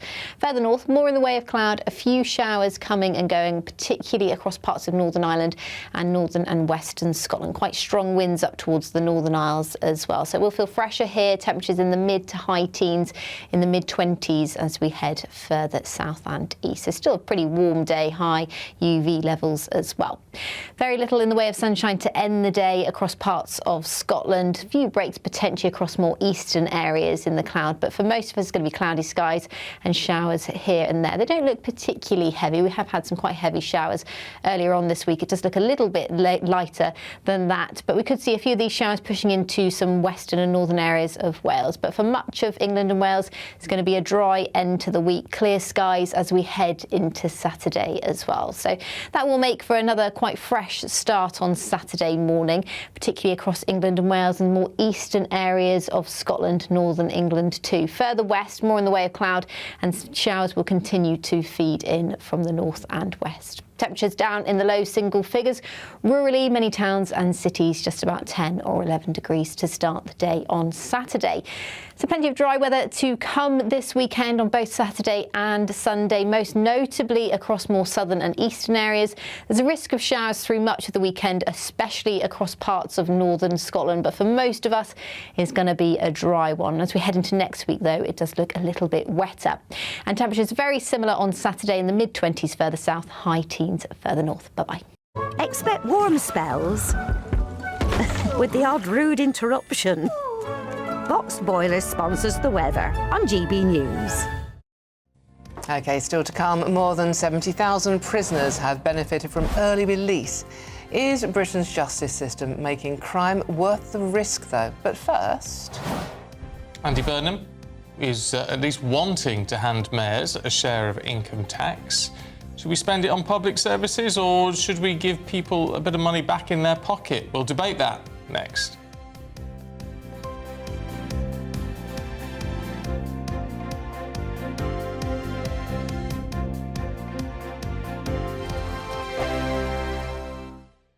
At GB News, we love to hear from you, our loyal community. So drop us a line at gbnews.com/yoursay. There you can talk to each other and also to the presenters live on air. gbnews.com/yoursay, because GB News is your channel, Britain's news channel. Bold. They are under no illusion. Brave. Are you a human trafficker? Boundless. I've had enough of the nonsense, and I'm not afraid to say it. Don't get this on the BBC. Every weeknight, I tear through the headlines. The smell of gasoline. Should we be worried about it? From Westminster madness to cultural war chaos. What I'm going to do now is they are throwing things out the car as we speak. Get ready, Britain. Here we go. Patrick Christie's tonight, weeknights from 9 p.m, only on GB News, Britain's news channel. Britain deserves a newsroom that puts the facts and your voice first. Well, and that's what you get on GB News. Lively debates, lively conversation. And we're not afraid to hold power to account. And each other. So join me, Andrew Pearce. And me, Miriam Gates, for Britain's Newsroom, weekdays from 9:30 on GB News. Do you trust what you're being told? Good, because neither do I. Those are just facts. I'm Alex Armstrong, and on my show, we'll expose the spin. Well, I want to answer that because you didn't let me last time, because you always speak over me. The broken promises. To deny that is denying the truth. And the hypocrisy. We can allow. Politics, policy, parliament. Nothing is off limits. No sugarcoating, no fear of offence, just the truth laid bare. Tune in every Saturday and Sunday at 9 p.m. for Alex Armstrong Tonight, only on GB News, Britain's news channel. Hi, I'm Michelle Dewberry, and my show is your opportunity to cut through all the noise and dive in headfirst to some robust debates. Ideas clash. Situation, isn't it? Because the failure is you're deliberately avoiding my point. Nothing's held back, And if you think this is the end of it, wait for more. and we do not shy away from the difficult stuff. Sometimes I want to shake people and say, if only you understood. So join me on Jubes & Co. weeknights at 6 p.m. only on GB News, Britain's news channel.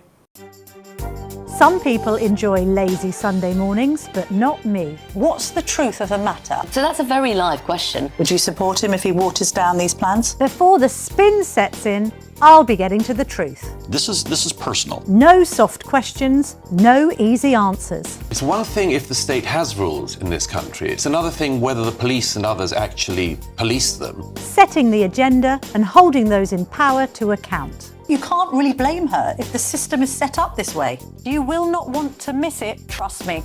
The Camilla Tominey Show, Sundays from 9:30, only on GB News.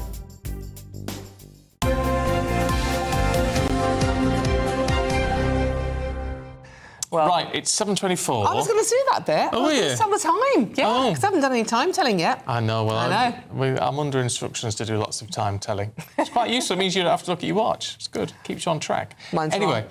Under new devolution plans to be announced by Andy Burnham, it's going to go into a white paper, so it's not guaranteed, but this is what we think he wants to do.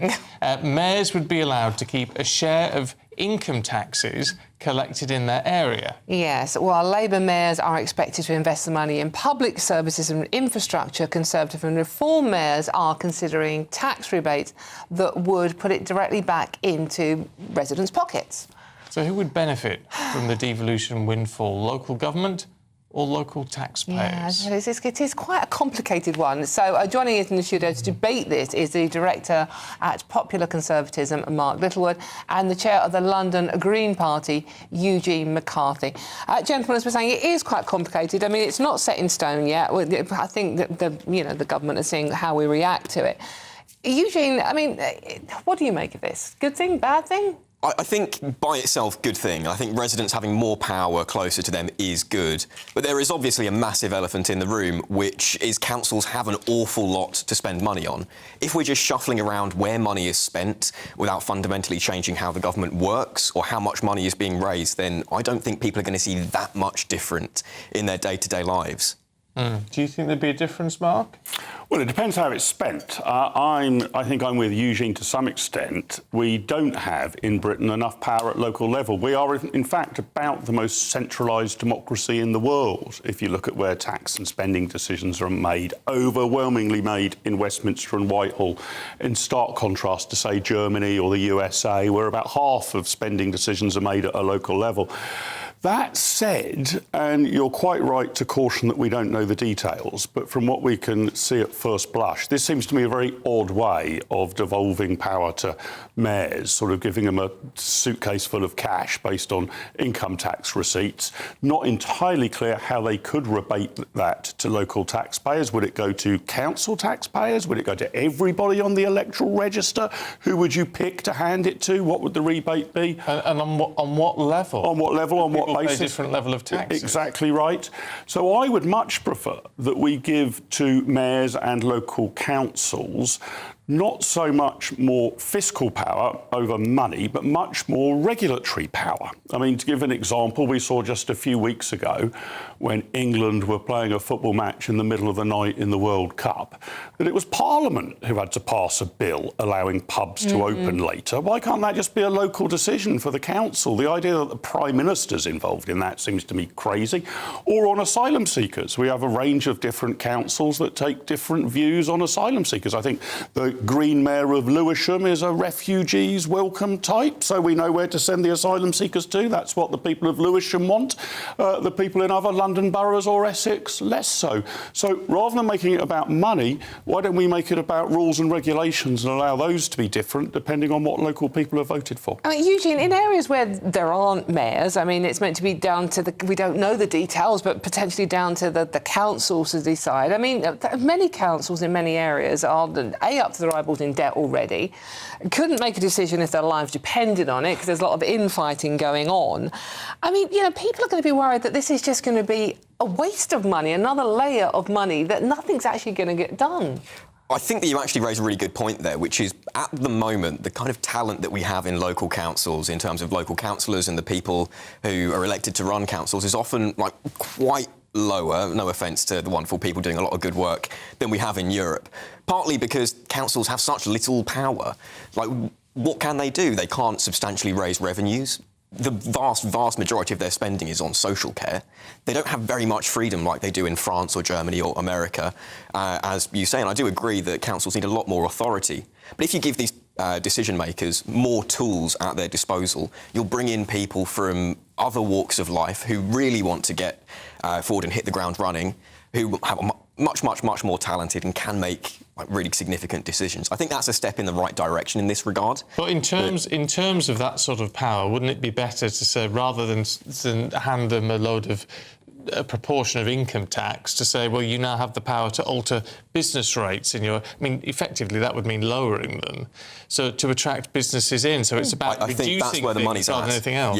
Yeah. I think the real power, as we see in Switzerland and Germany and other much more decentralised countries, is giving local authorities much more fiscal power to raise and set their own taxes, so that we, instead of having handouts effectively from central government, as this would be, you know, I don't expect this would just be a flat portion of income tax, but there'd be some sort of redistribution from the national government, that local councils, counties, however this devolution is managed, can set and alter their own tax rates. But which tax rates are you talking? I think that there should be a great amount that's actually trusted with local voters. If they want, as in devolved nations, to alter income tax on like a mayoralty level, I think they should have that authority.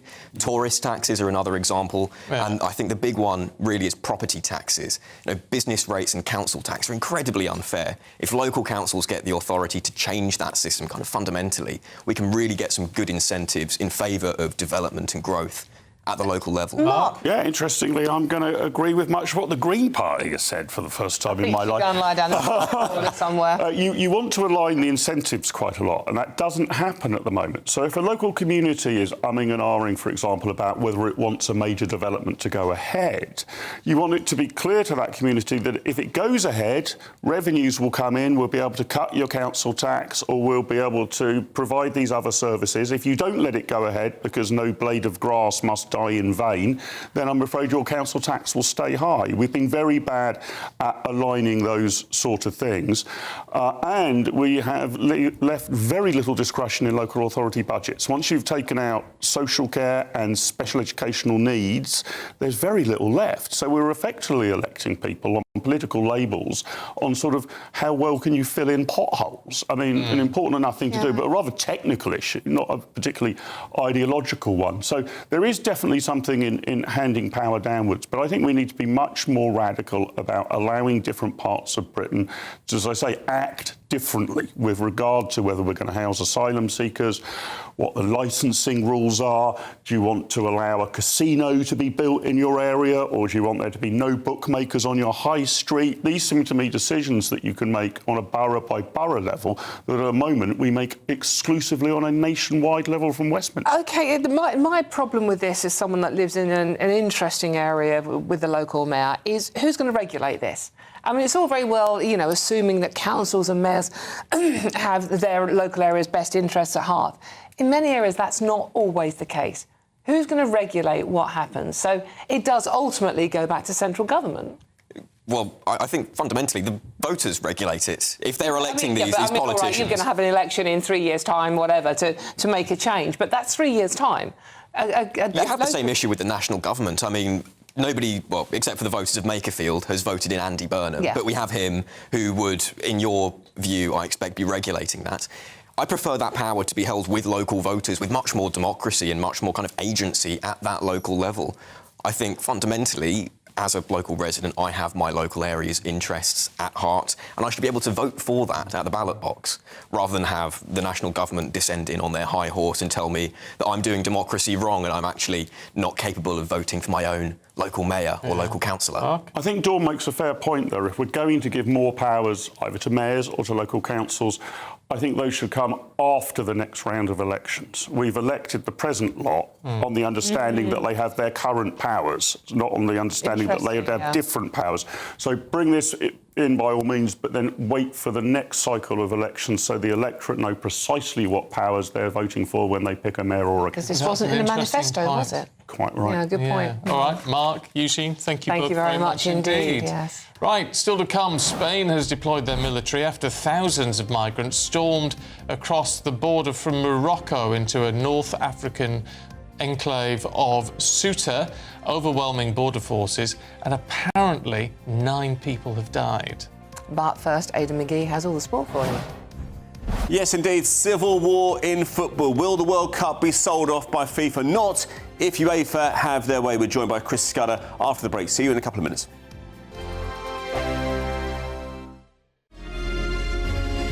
Thank you, Britain, for the thousands of you who are becoming friends of GB News each and every week.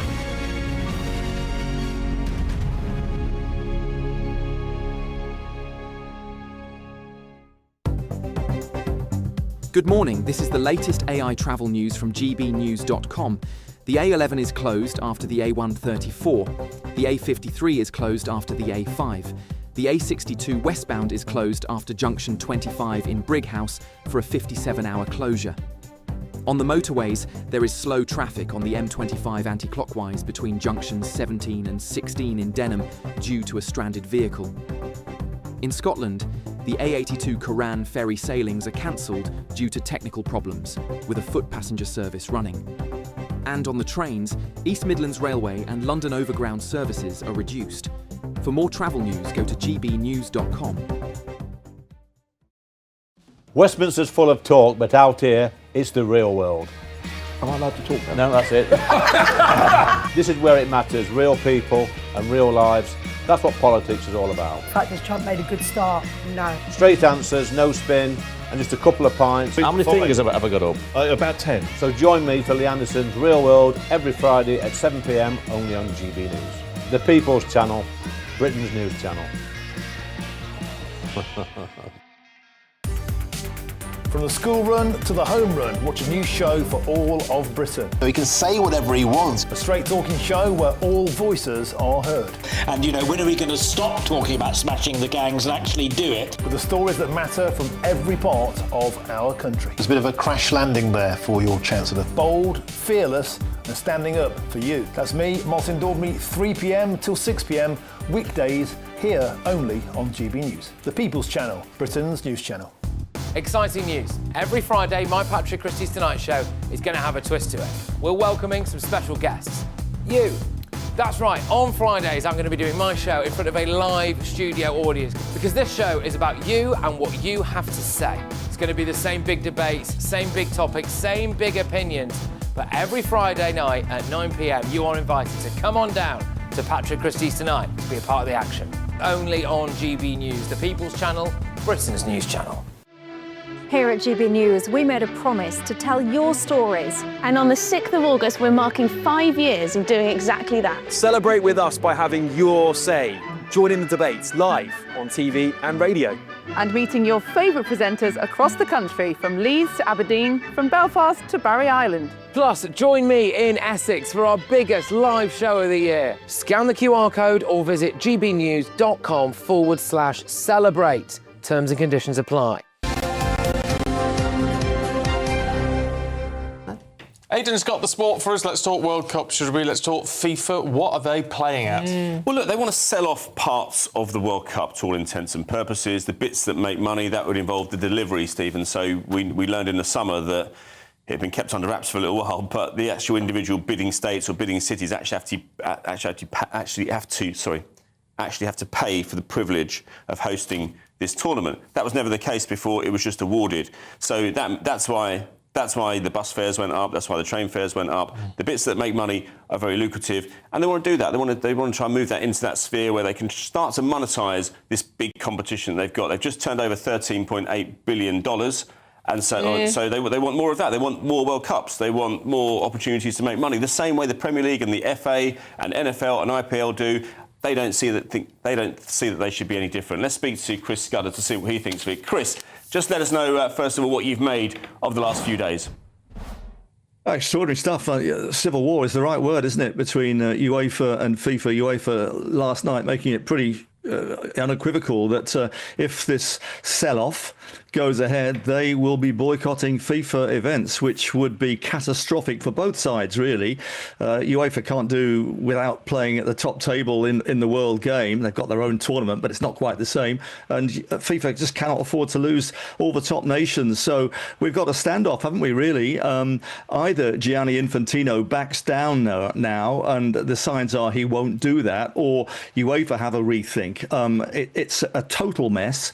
And we await with bated breath to see what happens next. It's easy to make grand gestures if you're UEFA, though, when the World Cup's 4 years away, though.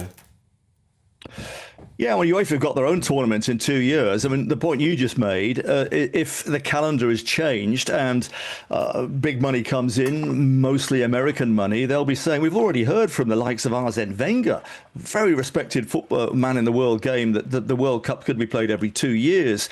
That couldn't happen because then you'd have no European championships. This is a problem. Maybe it is just a power struggle now between Alexander Ceferin and Gianni Infantino. Ceferin, the head of UEFA. We've got deadlines here. September the 19th is when this vote's going to go ahead. Or the nations have got to state whether they are interested in getting $20 million roughly. And you have to say that the smaller nations in the world, who are given as much power as the big European nations when it comes to voting, are going to say, yeah, we'd love that money. 211 votes, 106 would have to accept these changes. And at the moment, we've got 55 European nations against, plus we understand 41 from Central America, the CONCACAF region. So that would make 96. That's not enough to win. So, wow, real standoff. Well, we saw this so many times 10 years ago, Chris, didn't we? You and I both covered Sepp Blatter and all the politics between himself and Michel Platini at UEFA. The problem was that Europe may have felt one way, but we were kind of discounting what the rest of the world felt. And in this case, they're being offered more money, so we can't take it as read that they're all going to go against Infantino. Well, listen, the small nation, this is the problem, I think. The smaller nations have got equal power compared to the big ones, and there are more of them than there are European nations. Simple as that. I was looking through the rankings. Tonga, Vanuatu, St. Vincent and the Grenadines. How can that be the same as Spain, France and England? This is the issue. You have to remember FIFA's blueprint is that they want to spread the world game. And that's right, I think. We saw during the World Cup that Cape Verde, who, let's be honest, most of us had never heard of before, and they almost beat Argentina. So the spreading of the world game is what's required, really, and no one's really against that. But, you know, most of the money that is generated in world football comes from Europe, and the voting structure is not right, I don't think, at the moment. There should be more power for the big European nations, you know, as you know, they're bigger and they provide more to the world game. You know, and the big question, I suppose, Aidan, really is now what happens with Infantino? Is he going to continue? I think he will. He's going to get the votes from the smaller nations. He's due up for re-election in March for a fourth term, and sitting presidents nearly always stay through to the end of their term. I'm sure there'll be some people who'd love to see the back of him, but I really can't see it. I think it's Sepp Blatter all over again. I think he's going to keep surviving and surviving and surviving, much to the chagrin of Europe. Thanks very much indeed for joining us. Chris, it's good to hear from you this morning. Aidan, one thing I want to ask is, do you think we'd be in the situation if the World Cup in America hadn't just been in America and made so much money? Well, look, I've said many times that FIFA were desperate to get back to the States after '94. They had such a productive tournament financially. Now, the best thing about a World Cup in America, Stephen, is you don't have to spend any money because all the infrastructure is there. They can deliver an off-the-peg World Cup. What I would say about, to your point, Dawn, is that if you look at the actual how the World Cup was delivered, all the water breaks, all the extreme commercialisation of the tournament, all the other politics we had to put up around it, it's a moment in time right now. If this story was this time next year, I don't think it would have achieved the traction it had. Also, in time, I think we might look back on this World Cup in America as quite successful. Well, I do. I think the football was good. It's just come out a bit tainted with all this, I think. Timing's everything. All right, Aidan, thank you. Thanks, Aidan. Still to come, can Britons expect a winter of discontent because of rising energy costs? Oh, God, that's coming up with Claire and Nigel. But first, here's the forecast for some of those top European holiday destinations for you.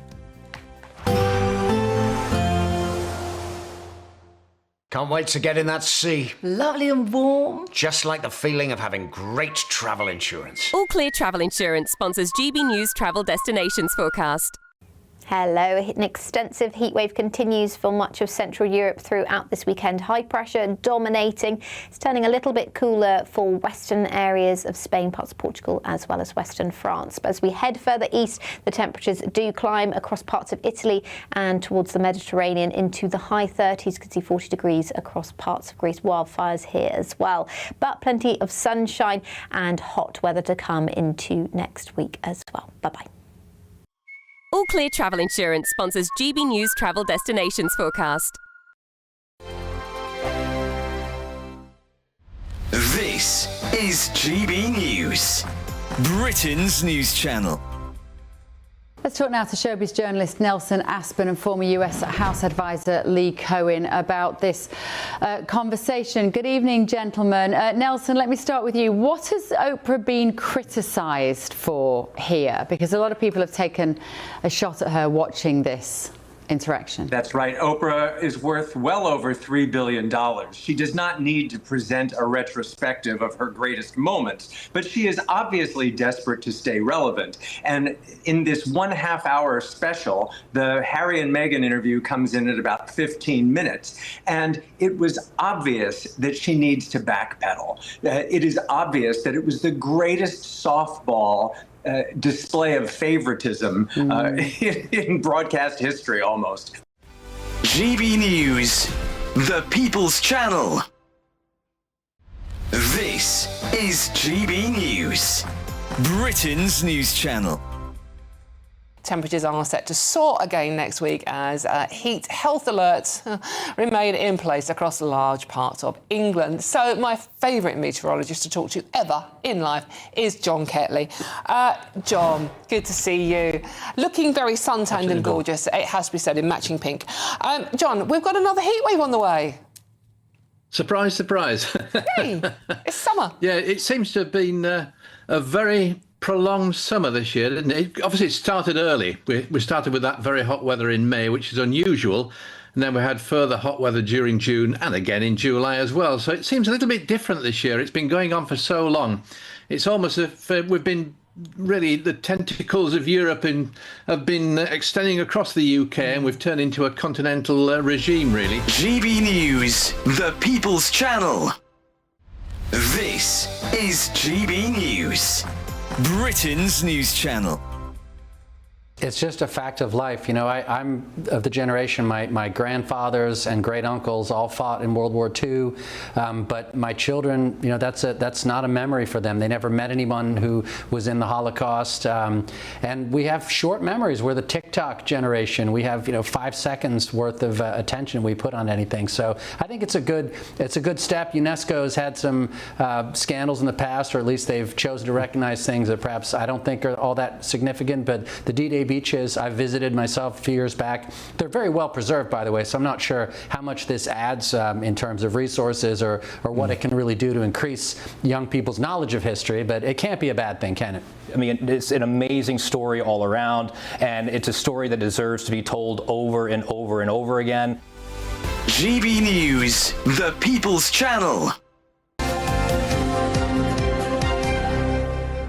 He's been there more. 7:46, we're going through the papers today with former political advisor Claire Pearsall and our senior political commentator Nigel Nelson. Good morning to you both. Can we just have a quick word about what's happening in Ceuta, which is this Spanish enclave sort of on the, next to Morocco, basically. We've had this mass influx of migrants, I mean, literally sort of kicking down the barriers to to get in. It is concerning. It is concerning, and when it's pretty horrific. So literally breaking down fences, climbing over, breaking their way through, and hundreds of people literally flooding in. Some of them have swum across, and you sort of think, where is this going to end? And I know that this is an enclave at the moment. This is a Spanish enclave. What happens if they're taken to mainland Spain and they enter into Europe? And then you start to see the spread of more people across the continent. So I think that the Civil Guard has got to get a grip on this. The Spanish Prime Minister has also, I think, made slightly a rob for his own back by welcoming an awful lot of people into the country, saying there's going to be an amnesty. You can't be surprised when more people want to come there because they think they're going to stay. Yeah, I mean, yes, I agree with you on this one completely. That I mean, the next stop for a lot of these people will be Calais, and they could well try and get into Britain. So what it does show is that we're not the only country that has a major migrant problem, but it really is the whole of Europe. In fact, our problem is less than other countries. That's not strictly true. It's not the whole of Europe, is it? Because Eastern Europe doesn't put up with this. No, that's true. They put big fences up and things like that. But I mean, certainly the EU countries are all stuck with it. Turkey's got 4 million migrants living there. They're actually living in camps there. So the problem is everywhere. Greece is on the front line, so many of the Greek islands have to have migrant camps. So our problems. And I'm not diminishing our problems. I'm just saying that it is everywhere. Everyone is facing this. But what are you going to do about it? And I think that everybody can understand that there is a problem, and you can see it across Europe, and the Middle East, North Africa route has been known for some time as being the way migrants come across. What are you going to do about it is the question that nobody seems to answer. And I think this is where Spain have really got to get tough. I mean, you're looking at people coming from Morocco. Last time I looked, that was not a war-torn country. It's perfectly a holiday safe. Destination. Absolutely, perfectly safe to go and return to. Are they going to do it? Are they going to put that action in straight away to say, if you come over and you're from Morocco, you're going straight back? Because I think that's the only way to do it. But you can see that they aren't going to do that. There's going to be some kind of problem with it, and it's just going to let down the rest of the system. And it's the same with the United Kingdom. What are you going to do about it? It's a question that has never been answered.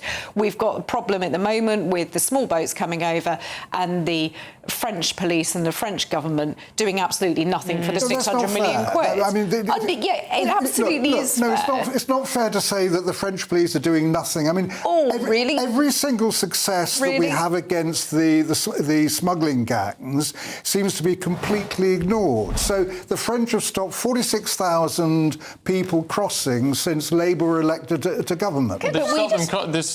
No, that's not true, though, is it, Nigel? They've stopped 46,000 incidents of crossing. Exactly. That's right. But that doesn't stop them then just trying again and again and again. I mean, they will try again, but it'd be wrong to say the French police do nothing. I mean, we see incidents where they do just stand on the beach.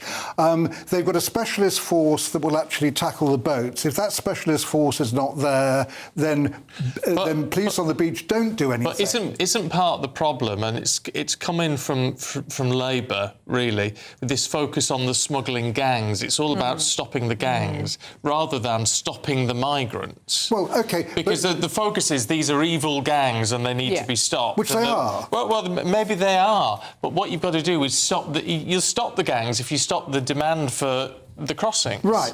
OK. So the first thing then, if we're trying to stop the demand for crossing, the one thing we should be doing is not getting rid of the law we have at the moment, whereby people can only claim asylum when they're on British soil. That encourages them to cross the Channel. If they could claim asylum, process them elsewhere. Process them in France. Well, France won't let us, will they? We are sort of doing that. The one in, one out scheme. I know there's only we're only talking a few hundred people. It's such a successful scheme, wasn't it? A few hundred people so far, but the principle there is that we would then choose the people that we think would get asylum over here, and that would happen in France. Yes, there would be processes. Yes, but even with that, it's France who is deciding who comes here and not us. Well, yes, it is. Yeah. I mean, in the sense that they're on French soil. The other alternative, of course, is to do what we've tried to do, is ask for a processing centre in Albania. Yeah. All right, you two. Sadly, we're out of time. Oh, we didn't get to explosive diarrhea. We'll cover that one next time, shall we? What? Beg your pardon? It's on your list. Oh, OK. Right, in the meantime, time for the Great British Giveaway. £60,000 in tax-free cash, and you could also win a actual solid gold bar. Here are the details. It's the Great British Giveaway Golden Summer Celebration. Your chance to win 2 fantastic prizes. There's an incredible £60,000 in tax-free cash that can make your bank account brilliant. And because it's tax-free, you get to keep every single penny. Plus, you'll also get your hands on a fine gold bar worth over £5,000. You could give that to your children, your grandchildren, or just invest it for the future. What would you do with it? Just make sure you don't miss your chance to win £60,000 cash and a fine gold bar. For a chance to win £60,000 in tax-free cash and a real gold bar, text GOLD to 63225. One entry costs £2.50 plus one standard network rate message, or text BONUS to 63225. 5 entries cost £5 plus one standard network rate message. Go to gbnews.com/win. Entries start at £2.50. Call 0903 686 3232. Calls cost £2.50 plus your network access charge, or post your name and number to GB22 PO Box 8690 Derby DE1 9TT. UK only. Entrance must be 18 or over. Lines close at 4 p.m. on the 21st of August. This is a network giveaway. Entries will be pooled. Please check the closing time if listening or watching on demand. Good luck. Yes, good luck indeed. OK, still to come, we'll be speaking to the Shadow Business Secretary, Andrew Griffith, and Andy Burnham's right-hand woman, Louise Hay. You don't want to miss that. Will the government's new devolution plans really work? Yeah, After it's the an weather. interesting one.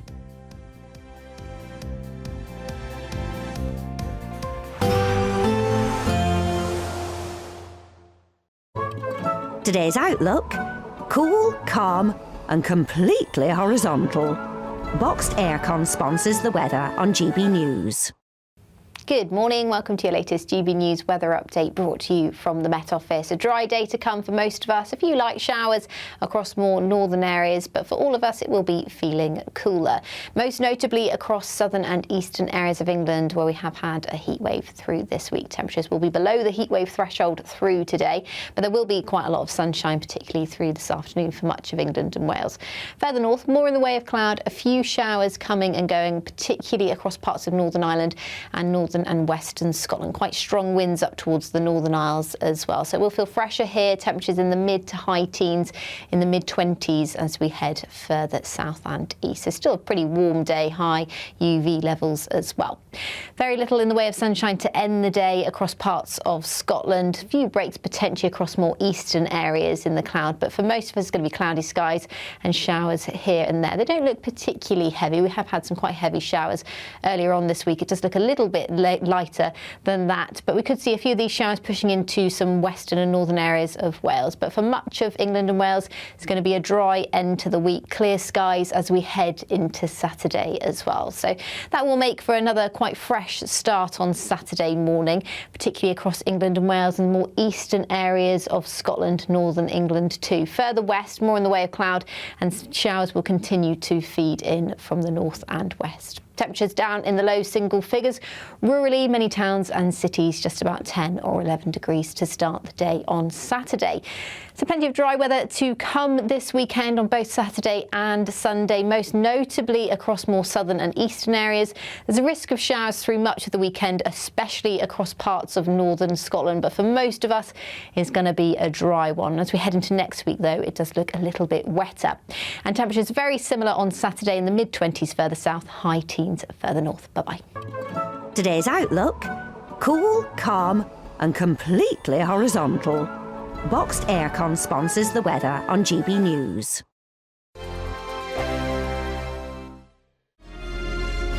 Thank you, Britain, for making GB News Radio such a huge success. Whether you're in the car, on the go or listening at home, thank you for choosing us as your radio station. Good morning, this is the latest AI travel news from gbnews.com. The A11 is closed after the A134. The A53 is closed after the A5. The A62 westbound at junction 25 in Brighouse is closed. The M25 anti-clockwise between junctions 6 and 5 near Sevenoaks has an obstruction. The M25 clockwise between junctions 25 and 26 near Enfield is affected by an incident.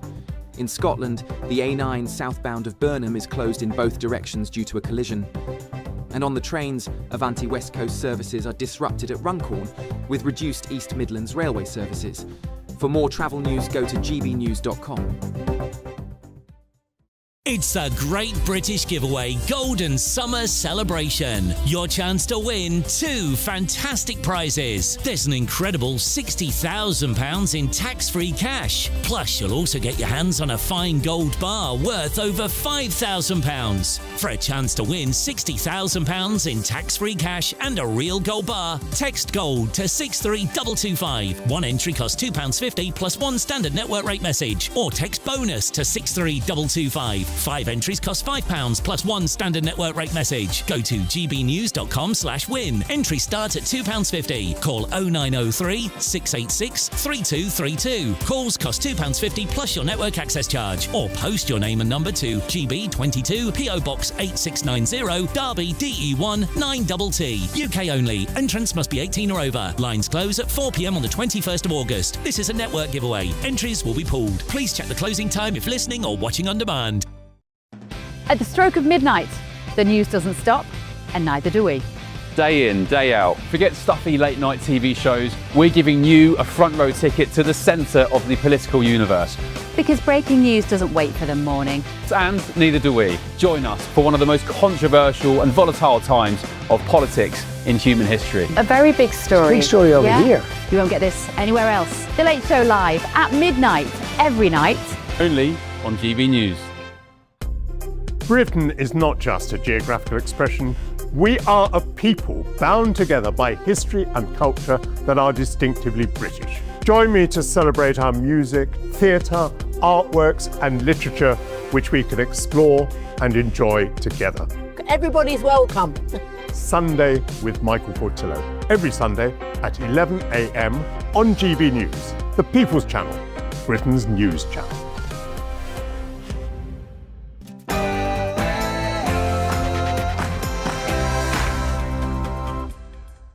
Good morning. Europe's migration crisis has exploded.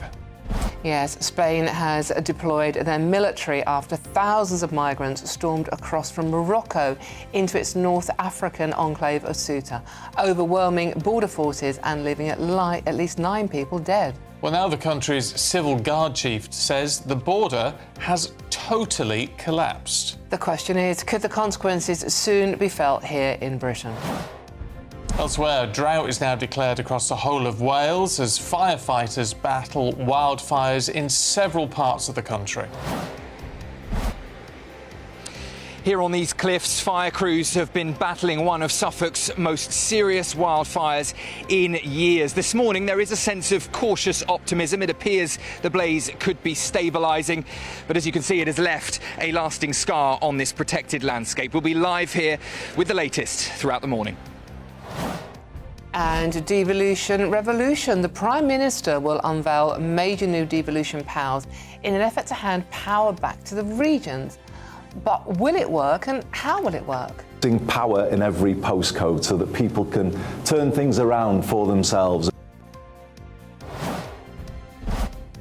Yes, Andy Burnham is billing this as the biggest transfer of power from Westminster in a generation. But as is becoming a pattern, it doesn't look like we're going to get very many details until the autumn. Find out more with me very soon.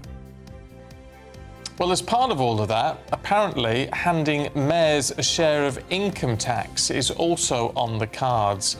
Should it be spent on public services? Should it go back into the pocket of the taxpayer?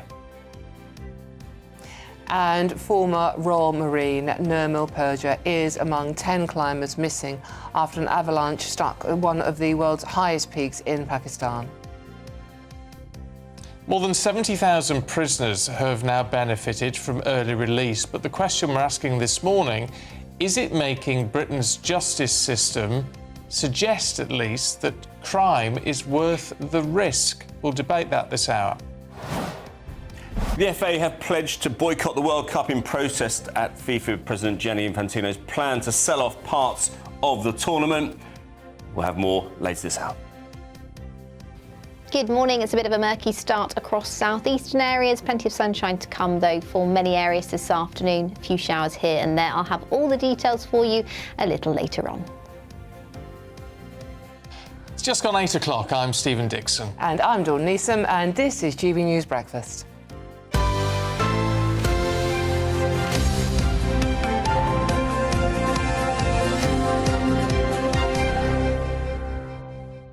Should we try and get some idea about what's going on with devolution? Oh, please. Because we haven't got a great deal of clarity at the moment. Let's talk to the Conservative Shadow Business and Trade Secretary, Andrew Griffith. Good morning. Maybe you can shed some light on this. In terms of tax and devolution and local mayors and all the rest of it, what's your understanding with what Andy Burnham's sort of planning to outline on all of this? And is it necessarily a bad thing? Because there is an argument to say, isn't there? Certainly on the tax front, local areas could do things like reduce business tax to try and encourage more investment in their area. Well, that would have to be a positive thing, wouldn't it? Well, wouldn't that be a good idea? A politician talking about lowering taxes, whether that's on businesses or individuals. Look, the truth is this is at best a pick and mix devolution. You can have more powers if you've got one of the mayors that Labour decide that you should have. What about areas, the 50% of the people of the country who live in areas who don't have a mayor? Are you allowed to have those rights, or are you just going to have to pay for it? And what if a mayor decides, as you say, that they actually want to reduce the burden of tax in their area? Are they allowed to do that? Well, apparently, according to Andy Burnham, they are not. We've discovered as Conservatives through parliamentary questions that on the government's own existing figures, even before higher spending, they're going to put up council taxes by 2030 to the point of an extra £500 every year on average. So, you know, all I think we're going to hear about today is the government's desire to see more money being spent. They're not going to talk, as in any of their announcements since they've come to power, about how that is going to be paid for. And I have a horrible feeling that your viewers sitting at home are the ones that are going to be paying for these expensive town hall projects where there is no choice for that money to go back to ordinary hard-working ratepayers. Yeah, Andrew, there are more questions than we have answers for, and then we're probably going to get until the autumn with this one. But from what we understand, if you don't have a mayor in your local area, it's going to be the council that get the decision-making. Is that what you understand as well? Look, I don't know. It's a simple truth. Like so many things, it's been sort of widely trailed to some of the media, not all of it, as I understand it. But look, I mean, let's engage with this. Devolution, in principle, is not a bad idea. Many countries, you know, often with quite different, larger geography, like the United States, have proper devolution, where there is local accountability, but it's not from one state raising money and then that money being spent elsewhere. How does the government propose to deal with that? There's only two parts of the United Kingdom as regions that put more money into the coffers than take out. That's London and the South East. Is this going to be a question of soaking the South to pay for the North? You know, there's lots. I mean, the government talks about wanting decisions to be made locally. This is the same government that has nationalised the railway system, so that all of those decisions that used to be made, at least in part locally, are now made behind a Whitehall desk. They're telling academy school boards that they, the government, are going to set the pay of headmasters rather than let that decision be made locally. You know, it's a pick and mix approach where if it's a high spending answer, high spending of your taxes, then the Labour government are all in favour of devolution in certain areas. But if it's about putting money back or decisions being made genuinely locally, then they're not interested. Do you welcome the debate, though? I mean, the fact that you know, there's a lack of scrutiny at the moment, and then we've had that with the introduction of Andy Burnham, and now, of course, with recess and everything else, we're not getting scrutiny for another couple of months on all of this. But do you welcome the fact that this, and with several other issues, we are getting these new ideas floated that we don't seem to have had from the previous administration? Well, look, I'm not sure that's fair about previous administrations. I mean, I remember this debate going back to George Osborne. I was in business at the time. Forgive me, but I mean, what I'm saying with this, that we haven't had any sort of new, fresh ideas, or so it would seem, for the past 2 years. Well, that's probably true. No one mourns the previous Prime Minister and Chancellor, who did a great deal of damage to the economy. Look, I don't think anyone who puts themselves forward to get this country growing again, has the back of business and wants British people to succeed, shouldn't engage in a debate about where decisions are best made. Conservatives generally don't think they're made best in Whitehall by a centralised bureaucracy. A lot of decisions are best made and left to companies themselves and individuals and the smallest communities, often villages and parishes and towns, rather than these big metro mayors. But if you're going to have a debate, right, this is the key honest thing about devolution is you've got to accept sometimes you'll get a postcode lottery, and you can't run off to the media every time screaming about a postcode lottery because different areas have made different decisions. But you've also got to accept the logic that says if, like Conservative Mayor Ben Hoochin and others, want to have less tax in their area, then that's an allowed thing as well. You can't simply impose your own high tax, high spending view of the world if you really think that decisions should be made locally. So they've got to walk the walk on this, not talk the talk.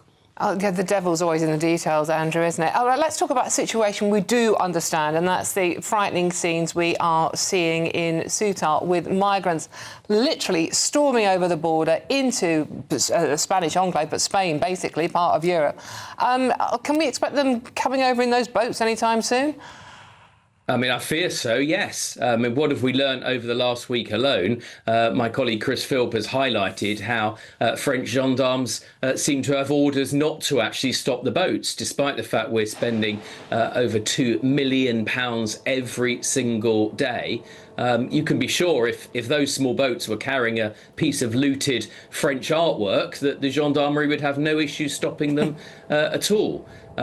You're only going to get to grips with this issue with a proper plan. A proper plan has to involve, I'm afraid, leaving the ECHR, that's now the Conservative policy, preventing anybody who arrives here illegally from ever claiming the right to stay here permanently. Incentives matter, and if the incentives are to make your way first into the European Union and then across the Channel to this country, and then unfortunately under this government's policies you will be allowed to stay, you will have access to public funds, you could have a path to citizenship, then I'm afraid we should expect the waves to continue to come. It's interesting though, because you talk about it as though this is the easy solution, but you couldn't fix it when you were in power. And although you say, well, the Rwanda scheme never really properly got off the ground, I mean, you couldn't even get that to work in and of itself. Whether leaving the ECHR would solve that completely, we still don't know. So, I mean, there is no absolutely simple solution, is there? No, but what we have as Conservatives is a plan, and I'm not here to defend the past 14 years or whatever period people choose of a cabinet I wasn't part of, and most of the Conservative leadership now were not part of. What you need is a proper end-to-end plan, having done the detailed work, taking advice from King's Counsel and others. We do, as part of that plan, have to leave the ECHR. Without that, Britain won't have the ability to make its own laws and tackle this problem. Things like the Rwanda scheme were frustrated not by the Conservative Party in government, they were frustrated by Labour lords, lefty bishops and the judicial system, which is why it's fundamental, having tried that, and the incentives on that are something that other European countries and indeed the European Union have looked at. Having explored all of those options, it is clear that you need a proper plan to do that. And we were in government, there was too much focus on tactics rather than the ultimate strategy. But remember, we were being opposed at that point by the Labour government. They're now talking about some of the very same measures. And of course, they will have our support if they bring forward proper measures that will solve this problem. OK. Andrew, good to see you this morning. Thank you very much indeed. Appreciate it. You know what, Stephen, with the ECHR, I mean, you've got countries like Germany, which are also signatories, obviously, in managing to deport migrants back to Afghanistan. Yes. And we can't even send them back to places like, well, Morocco, plucking that out of thin air because of human rights, which is a holiday destination. I'd make it make sense, please, somebody. Well, yeah. But there's a difference between sending someone back to a home country and sending someone back to a third party. Well, country. yeah, no, quite. We can't but it's the lawyers. The lawyers all jump on all of the this. Lefty lawyers. OK, let's talk about the other big story of the day, shall we? Fire crews are battling a large wildfire near Britain's biggest nuclear power station. They have said the blaze is stabilising, but it is the third day. Suffolk Fire and Rescue have said last night they were in a better position, but the blaze, which is in the vicinity of Sizewell B, was and still is a dynamic incident. Yeah, this is Dunwich Heath we're talking about, and firefighters have been tackling that blaze near Leiston since Wednesday evening, with more than 100 firefighters and a helicopter now on site. No real sort of good news weather-wise. We've now been told a drought has been officially declared across the whole of Wales, and it is dry pretty much across the whole of the UK at the moment. So let's cross live to Suffolk now and speak to GB News presenter Sam Francis, who I believe is ready for us. Yes, he is. Sam, what's happening? Yeah, good morning to you both. As you mentioned there, it appears this morning that this wildfire that has been burning now for 3 days could well be stabilising. That, according to the latest reports we've had in from fire crews. And there is a sense of cautious optimism among locals here this morning as the fire appears to be moving in the right direction. That despite winds trying their best to push the fire ever further across the heathland here, that protected heathland that has now been left all but devastated here in Suffolk, and it has left also a serious scar on this landscape due to the fire that has scorched trees and damaged protected wildlife and land here. Just take a look down the cliffs here. You can see as we scan down towards Sizewell B in the distance that you mentioned, that is also in protected status and on high alert this morning. That due to the fire edging ever closer in recent days. They say, the nuclear chiefs there, that there is no prospect of any emergency in the coming hours or days, but we are keeping a close eye on it. And it is important to note it this morning that this is still a major incident. No change there from officials. They are warning, in fact, that it could still burn for another 36 hours as winds make the spread difficult to predict. Meanwhile, evacuees are still waiting for the all clear. More than 100 locals have been evacuated. 200 caravans also evacuated in the early hours of Wednesday at a local holiday park. Many of them taken to Westleton, where a village hall has been used as a rest centre. And yesterday evening we spoke to the deputy leader of East Suffolk Council, Paul Ashton, and he said that the response from the local community has been remarkable. I think we can take a listen to what he had to say last night. Generally speaking, they're quite calm. They are a little bit worried, they're worried about their cars, they're worried about, in some cases, they own static caravans up there, reasonable amount of money invested in those. Some have left their touring caravans up there. So they've got concern for their property. They're all safe, and I think they're just hugely thankful for the people here and all they've done for them. And every time we have a meeting and update on progress, they're all giving rounds of applause to the local people. It's really, really impressive. So as I say, this morning there is a sense of cautious optimism among locals here. The fire service saying they are hopeful that the fire is moving in now the right direction. But as those evacuated wake up this morning waiting for the all clear, the UK's National Fire Chief has said that wildfires like this one here in Suffolk are now the new normal, and that we should all be prepared for more, longer and larger wildfires in the years to come. Really depressing, isn't it, Sam? Thanks very much indeed. Let's head to Lincolnshire and talk to my favourite weatherwoman, Joe Wheeler. Morning, Joe. It's lovely to see you. What is going on with all this? Because we do seem to be, even though things are cooling off a little bit at the moment, and there might be spits and spots about, we're not going to see any decent rain to either help sort out the drought or help put out these wildfires for, well, any time in the foreseeable. Well, no, exactly. And therein lies the problem, that we've had high pressure pretty much in charge since the end of May. We say we're in our fourth heat wave, or we've just had our fourth heat wave. In fact, it's been one constant heat wave, just a few days where we didn't hit those criteria. So really, it's not the weather that's causing these wildfires. What the weather is doing is creating conditions ideal for these wildfires. I mean, we've had around 706 already, but 208 of those have been since the middle of July, which shows you it's this prolonged dry period, and parts of the east and the southeast have seen a pitiful amount of summer rainfall. And even if we had an entire month's worth fall today, which isn't going to happen, but if it did, it doesn't do any good, because that amount of rain falling onto parched ground will just run off. We need that really slow rain that goes on for days and days. I'm sure we all remember it from childhood holidays. And that gets into the ground, will raise the water tables, and should improve the situation. Because you have to remember, as I say, it's not the weather that's starting these fires. A lot of them are man-made in the sense that it's a barbecue, it's a campfire, it's just a vehicle which sparks. And of course, the longer we go into this dry, hot spell, the more likely things are to ignite. And then again, it's down to the weather as to whether or not that moves on, whether the flames get pushed along by the wind, for instance. Now, I spent 10 years living abroad in a place where wildfires are commonplace. And into every bit of vegetation, you've got a fire break. In fact, a lot of the houses back from the coast also have a fire break around them because they know it's likely to happen. They're prepared for it. And we, of course, are not. We're not used to this.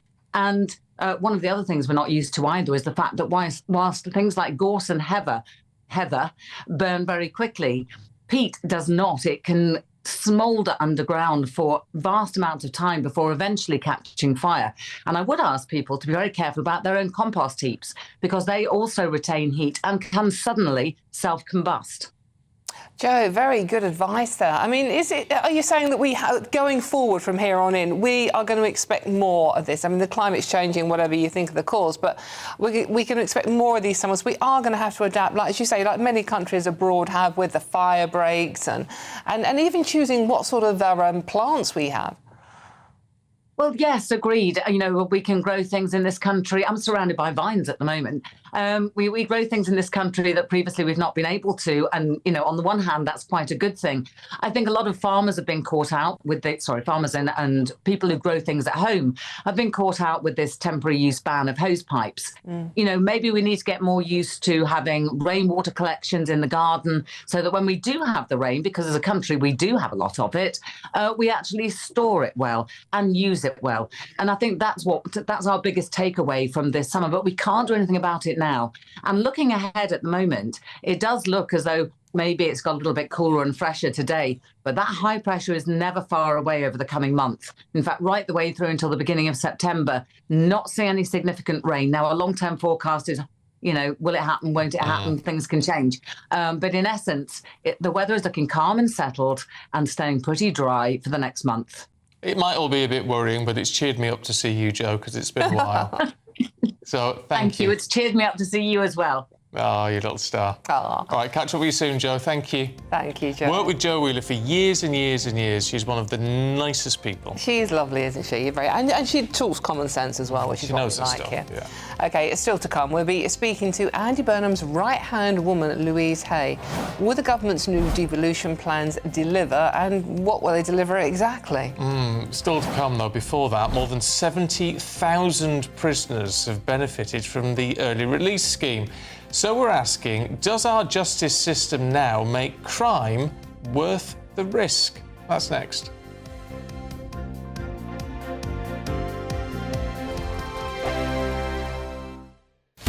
Breaking news, live updates, stories that matter. From the heart of the GB newsroom to every corner of Britain, with our team of dedicated journalists across the UK. GB News Bulletins are there to deliver the latest news that matters to you. Bulletins on GB News, the People's Channel, Britain's news channel.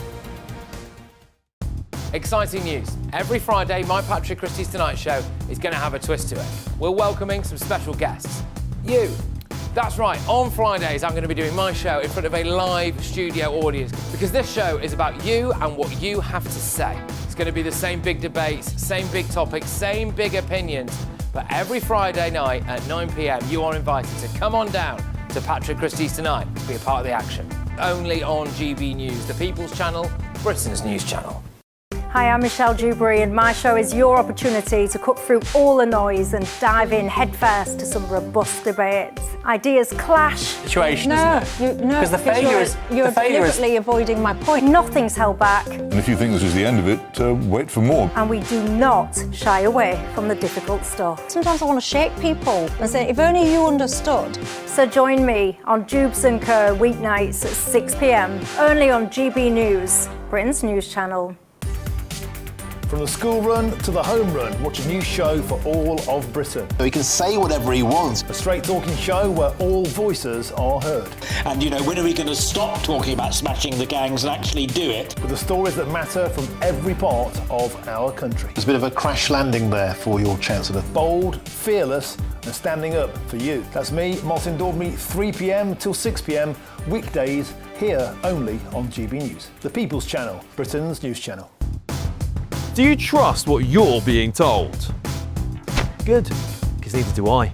Those are just facts. I'm Alex Armstrong, and on my show, we'll expose the spin. Well, I want to answer that, because you didn't let me last time, because you always speak over me. The broken promises. To deny that is denying the truth. And the hypocrisy. We can allow. Stop. We can allow. Politics, policy, parliament.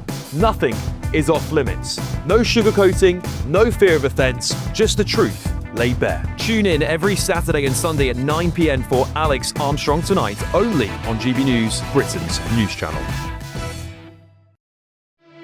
Here at GB News, we made a promise to tell your stories. And on the 6th of August, we're marking 5 years of doing exactly that. Celebrate with us by having your say. Join in the debates live on TV and radio. And meeting your favourite presenters across the country, from Leeds to Aberdeen, from Belfast to Barry Island. Plus, join me in Essex for our biggest live show of the year. Scan the QR code or visit gbnews.com/celebrate. Terms and conditions apply. It's 8:24 now. More than 70,000 prisoners have been released after serving just 40% of their sentences under the government's emergency scheme. Ministers say the policy was necessary to prevent the prison system, we know, don't we, from collapsing. But opposition parties argue it has weakened punishment, betrayed victims and sent criminals a dangerous message. Even if you are caught and jailed, you may serve only a fraction of your sentence. Well, I mean, you were only serving a fraction of your sentence anyway, but it's just even less now. Well, let's talk to the commissioning editor of The Spectator, Lara Brown, and former Labour advisor, Paul Richards. Good to see you both this morning. Morning. I mean, the sort of implication here is that crime does pay. You know, it's not much of a dissuasion to say you go to prison if you're going to be out after only 30 or 40% of your sentence. Would you agree?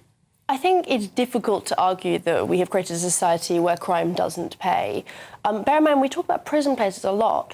The vast majority of criminals never see the inside of a prison. There's some interesting research from Policy Exchange that says that someone with more than 45 previous convictions has a less than half a chance of actually being sent to prison at all for an indictable or either way offence. So the people who are actually going to jail are our most serious and violent and difficult to redeem prisoners in the first place. And then we've had successive policy that's made it much, much easier to release them. So we had the old early release scheme under Shabana Mahmood, which saw a lot of criminals getting out after about 40% of their sentence. But this is now being expanded, well, it will be if Andy Burnham ceases the halt he's put on the scheme, to include more violent and sexual prisoners and also allow people to serve around a third of their sentence, which is an extremely small amount. The obvious answer is we need to build prisons, but no one seems to want to talk about that. We built the Nightingale Hospital during COVID in a matter of weeks. I'm not sure why we can't do Nightingale prisons. I'm not sure why we can't reopen Dartmoor prison, which has quite large capacity. They are building prisons at the moment. I think Labour are, but they've managed, I think, 7,000 prison places, and their ambition, I think, is around 14,000.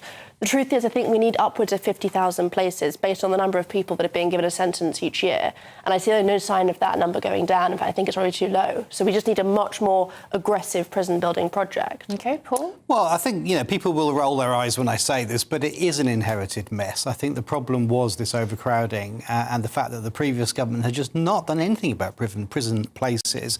So the Labour government's inherited a really tough situation. Nobody wants to let prisoners out early, but I think to stop the system from falling over and also to create space so that some of the really bad guys who have been convicted now have prison places, this is something we just have to suck up for now.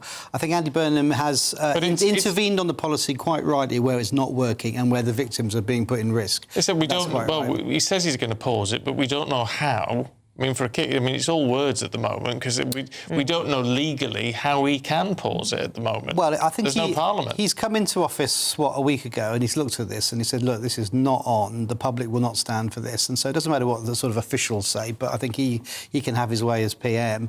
But it goes to a much deeper question of crime. Some of the serious crimes are now down, good, but some of the other crimes, which are also serious but non-violent, things like shoplifting, are out of control completely. And phone theft out of control completely. With this early release scheme is that the Labour government said we have absolutely no choice but to let out these serious violent offenders early because we physically haven't got the space. So how is Andy Burnham able to pause the scheme? Where's he finding the capacity in the system? Well, I think he'll have to just make sure that what space there is used as well. There may be some overcrowding within prisons he's going to suck up as well. But I think the most important thing is that very, very dangerous people are not let out. Don't forget, these are people that would have been let out at some point in the future. So these are not people serving life sentences, but they are getting out after, you say, 40, 50% of the time that they would have served. Forgive me, Paul, but the implication for this is, and you talk about things like shoplifting laws, where you don't really get prosecuted unless you've stole over 200 quid's worth of goods.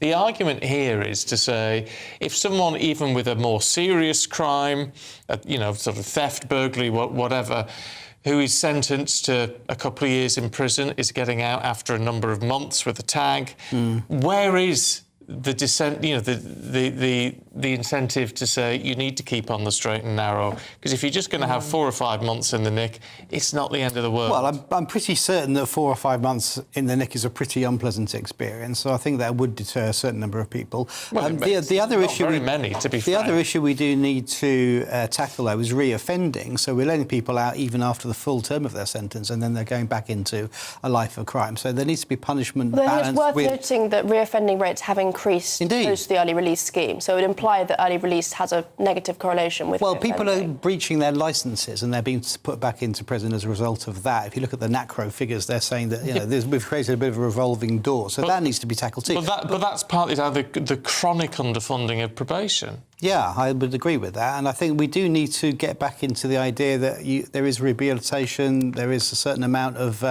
redemption allowed within the system so people can be given a second chance as well. I know it sounds like bleeding heart liberalism, but actually it helps free up prison places. I mean, you talk about, Lara, about Nightingale prisons. There is a fundamental problem with that as well, isn't it? It's the security aspect of it all. Where do you build them? How do you make them secure? And how do you staff them? Because there's already a shortage of prison officers. Yeah, I think these are really major issues, and I think the cost pressures on prison come down primarily to the need for more prison officers. I think that prison officers are paid too little money. It's interesting, Andy Burnham's doing a lot of work on social care worker pay, and I think you should look at other professions that are very difficult and complex and dangerous, like prison officers. In terms of... It's not a bad whack. Prison officer salary. I know if you're a prison officer and you say, well, I was going to say, compared to the work you have to do, for heaven's sake, I think they should be paid double. I mean, how horrible job. I know they were recruiting for prison officers a couple of years ago. There was a big recruitment drive, and the salaries were not bad. Good.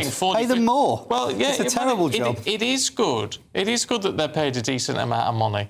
But it's not just a case of slap more money on the table. I also think the government has shown disinterest in encouraging more people to go into the prison officer profession.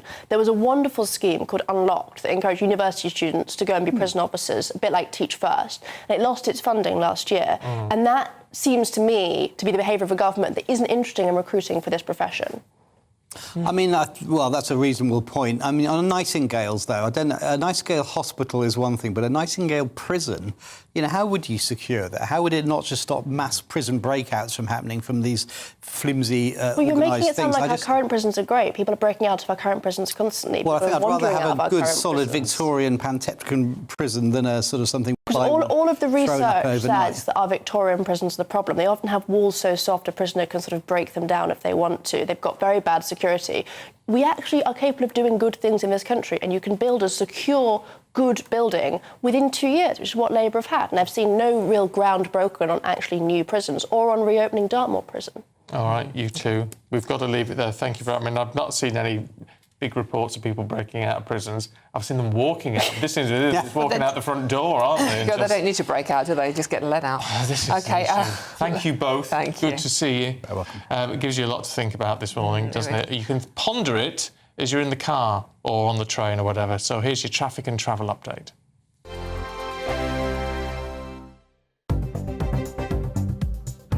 Good morning. This is the latest AI travel news from gbnews.com. There is a collision on the M25 anti-clockwise at junction 28 in Brentwood, causing slow traffic. The A11 is closed after the A134 in Thetford. The A62 westbound is closed after junction 25 in Brighouse for a 57-hour closure. North of the border, the A9 south of Burnham is closed in both directions following a collision, with delays expected. And on the trains, Avanti West Coast services are disrupted at Runcorn, and East Midlands Railway is running a reduced service. For more travel news, go to gbnews.com.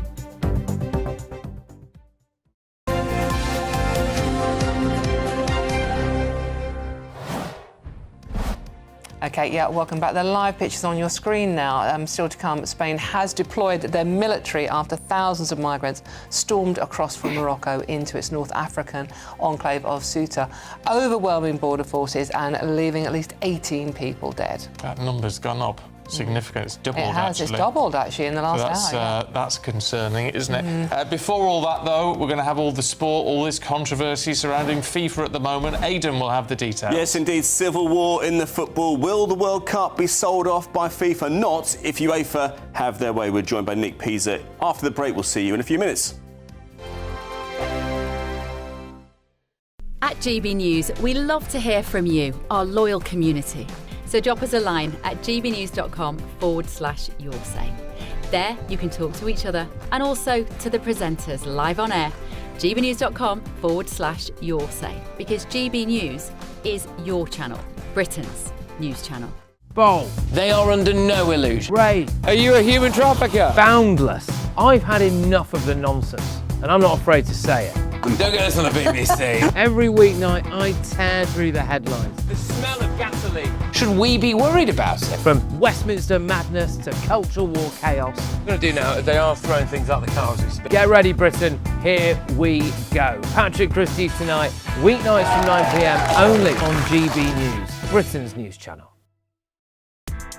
Join me, Nana Akweer, for an informative, interactive news programme with a difference. It's fun. No, he didn't say that, though. I'm so surprised. I think there's an element of truth to that. Join me from 3 p.m. every weekend, only on GB News, Britain's news channel. Welcome to Free Speech Nation with me, Josh Howard.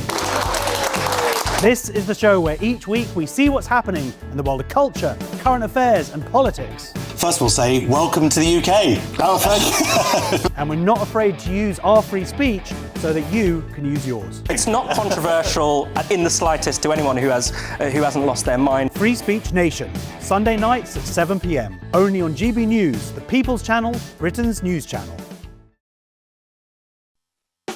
You want to know what's really going on in the corridors of power? Labour don't know what to do with you half the time, and that makes you quite lethal in the chamber. Get behind the headlines with Chopper's Political Podcast. Join me, Christopher Hope, as I sit down with the great and the good of British politics. We'll see where this ruling takes us. These are the stories shaping our nation. Chopper's Political Podcast, available now on all platforms. Listen in and stay ahead.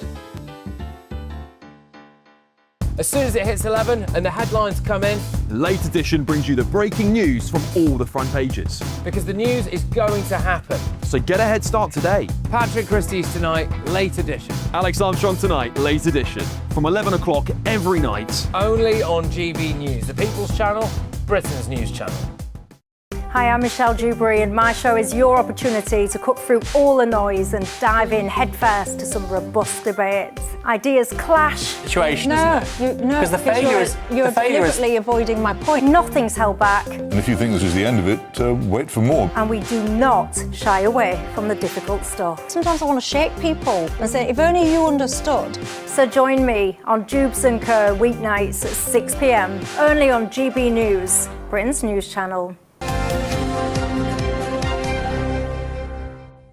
Welcome back. Broadcaster Aidan McGee is here with us now to discuss the story. It's on the front pages of all the newspapers rather than the back pages for once, Aidan. Yes, it's a World Cup sell-off. At least that's what it's been billed as. I tell you what, somebody within FIFA must really have it in for Gianni Infantino to leak that story, because I think timing-wise it couldn't have happened at a worse time. Now, if we look at the imaginations of what could happen here, the fear is that if you sell off sections of the World Cup, the delivery, the broadcasting, the sponsorship, advertising, etc., then you could face a situation where we see even more hydration breaks. We may even see the World Cup happening every 2 years instead of 4. But listen, we don't know what it's going to look like yet. They haven't detailed their plans. All we know is that everyone is up in arms about it. Let's speak to Nick Pisa now, who joins us from the reporter at the Daily Mail. Nick, first of all, what have you made of the last few days? Well, it's incredible, really, isn't it? We really seem to have an open-out war, really, don't we, between FIFA, led by, as we know, Gianni Infantino, and UEFA with its president, Alexander Serafin. They've both been issuing statements saying, well, FIFA issuing statements saying that they intend to carry on. You may have seen the one from overnight as well. It's saying that there was misreporting in its plans. But interestingly, Aidan, they don't say where the misreporting is in what they plan to do with this sell-off of the World Cup rights, which is, I thought, was quite a telling sign. But yeah, I mean, we've seen UEFA are now standing strong, which is good to see. They have the backing of those 55, I think 54 nations within UEFA who are standing opposed to this plan from Infantino. We also have CONCACAF, which is the North and Caribbean and Central American federations, who are saying they're not going to stand by this proposal. So, you know, he needs, I think there's 211 members altogether of FIFA, so he needs 106 to support him. He's got 90 already opposing him. But the crucial thing here to remember, Aidan, is it's the smaller countries who are more likely to benefit from this sell-off, that are the ones that are perhaps not falling into line as much as the other federations. Now, tell me about what these nations are frightened about. What do they think a World Cup under these new proposals would look like? Is it as simple as saying we'll have more hydration breaks, it'll be advertised to the hilt, we may even see a World Cup every 2 years?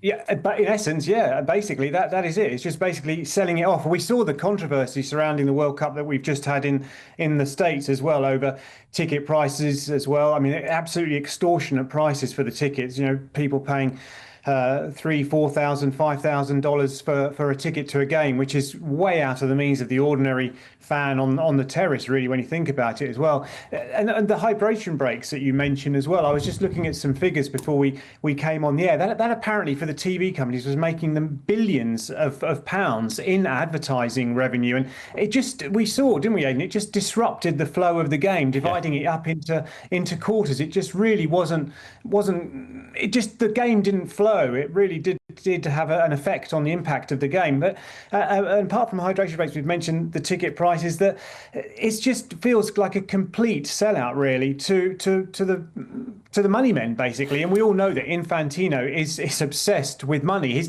One of his key things that he wants to do, I was reading recently, is that he wants to make the World Club Championship, which was his brainchild, he wants to make that bigger than the UEFA Champions League. So he's a bit of a loggerheads with UEFA over that as well, because he says that he wants his tournament to be bigger and better than the Champions League. But UEFA, as we've just said, they're going to stand up against him, and fair play to them. I think they should absolutely kick this right into touch. One of your colleagues, Chris Scudder, told us last hour that he feels that if Infantino can get past this vote on September the 19th, that he's going to last and he's going to go on and on and on as FIFA president, a la Sepp Blatter 10, 12 years ago. Do you agree with that? Yeah, I mean, that's the key thing, is Chris is right. It needs the smaller nations who are really backing him, because they're the ones who would benefit from this, to stand up to him and to oppose it and to say, no, we're not having it. I mean, there are names in the frame as possible contenders. There's Nasser Al-Khalifi, who is the president of PSG. There's also Victor Montagliani, who is the president of the CONCACAF Federation over in the North and Central American Federation of Footballing Nations. But the problem is, though, he does have the backing of the majority of FIFA, which means that it's really difficult to get rid of him. And, you know, we've seen now he wants this decision by September the 19th. It really needs someone to say, no, we've had enough, because UEFA are planning to boycott the World Cup. And can you imagine if you had the World Cup without the UEFA nation? I mean, look at the last World Cup, the semi-finals. There were 3 European nations 3 UEFA nations in that: England, France, Spain, in the semi-finals of that World Cup. So they are the powerhouse of football. And if those teams boycott the World Cup, as they are threatening to do so, it would just be a meaningless tournament. Nick, thanks for joining us this morning. Lovely. I've just got time to mention Franco Baresi, very Italian quickly. legend, defender. Dawn will remember him, age 66. He has died this morning. It's been announced, and 719 appearances for AC Milan, 33 goals. World Cup winner in 1982, also played in the 1994 World Cup final. Dreadfully sad, an absolute legend of the game in an era when that word is vastly overused. Yeah. All right, Aidan, thanks very much indeed. Okay. Got the papers heading away in just a moment with Claire and Nigel. First, there they are. First, here's your European forecast.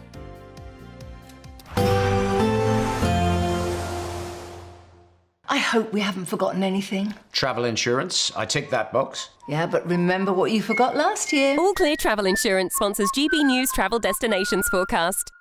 Hello. An extensive heatwave continues for much of Central Europe throughout this weekend. High pressure dominating. It's turning a little bit cooler for western areas of Spain, parts of Portugal, as well as western France. But as we head further east, the temperatures do climb across parts of Italy and towards the Mediterranean into the high 30s. You can see 40 degrees across parts of Greece. Wildfires here as well. But plenty of sunshine and hot weather to come into next week as well. Bye-bye. All Clear Travel Insurance sponsors GB News Travel Destinations Forecast. This is GB News, Britain's news channel. Well, Charlie, as most of the viewers know, I would be involved in agriculture. This isn't quite agriculture. It's quite close to it, the cousins of. A lot of things that go on in agriculture are on display here. Thousands of people coming to this site, Ragley Hall, just about 45 minutes out of Birmingham. We are the modern ruralists, and here today we have the craft yard. We've got 9 different crafts, all demonstrating what they're up to. Here we have the wheelwrights, and they're bonding a wheel here. So this is an ancient craft that's been going for about. Barney Murray's a bit of a legend, quite frankly.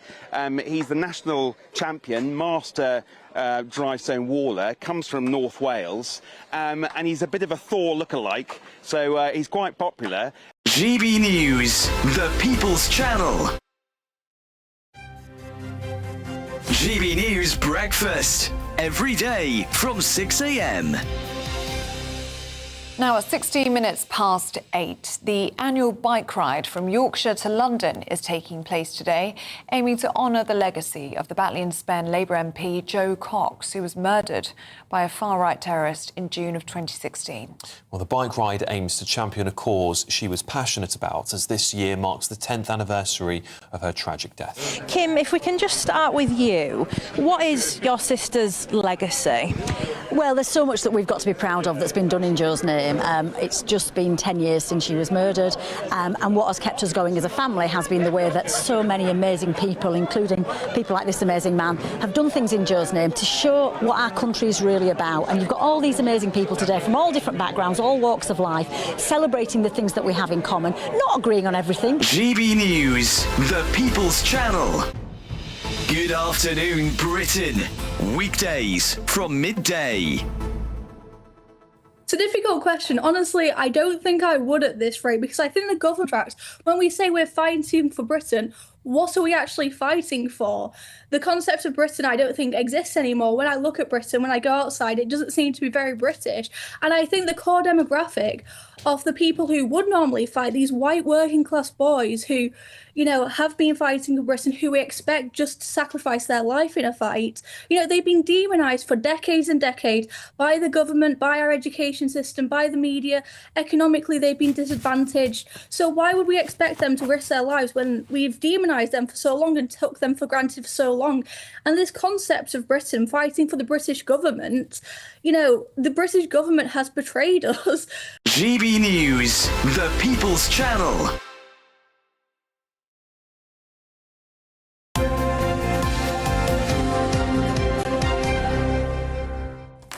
Just want to bring you as a breaking update on one of our main stories this morning.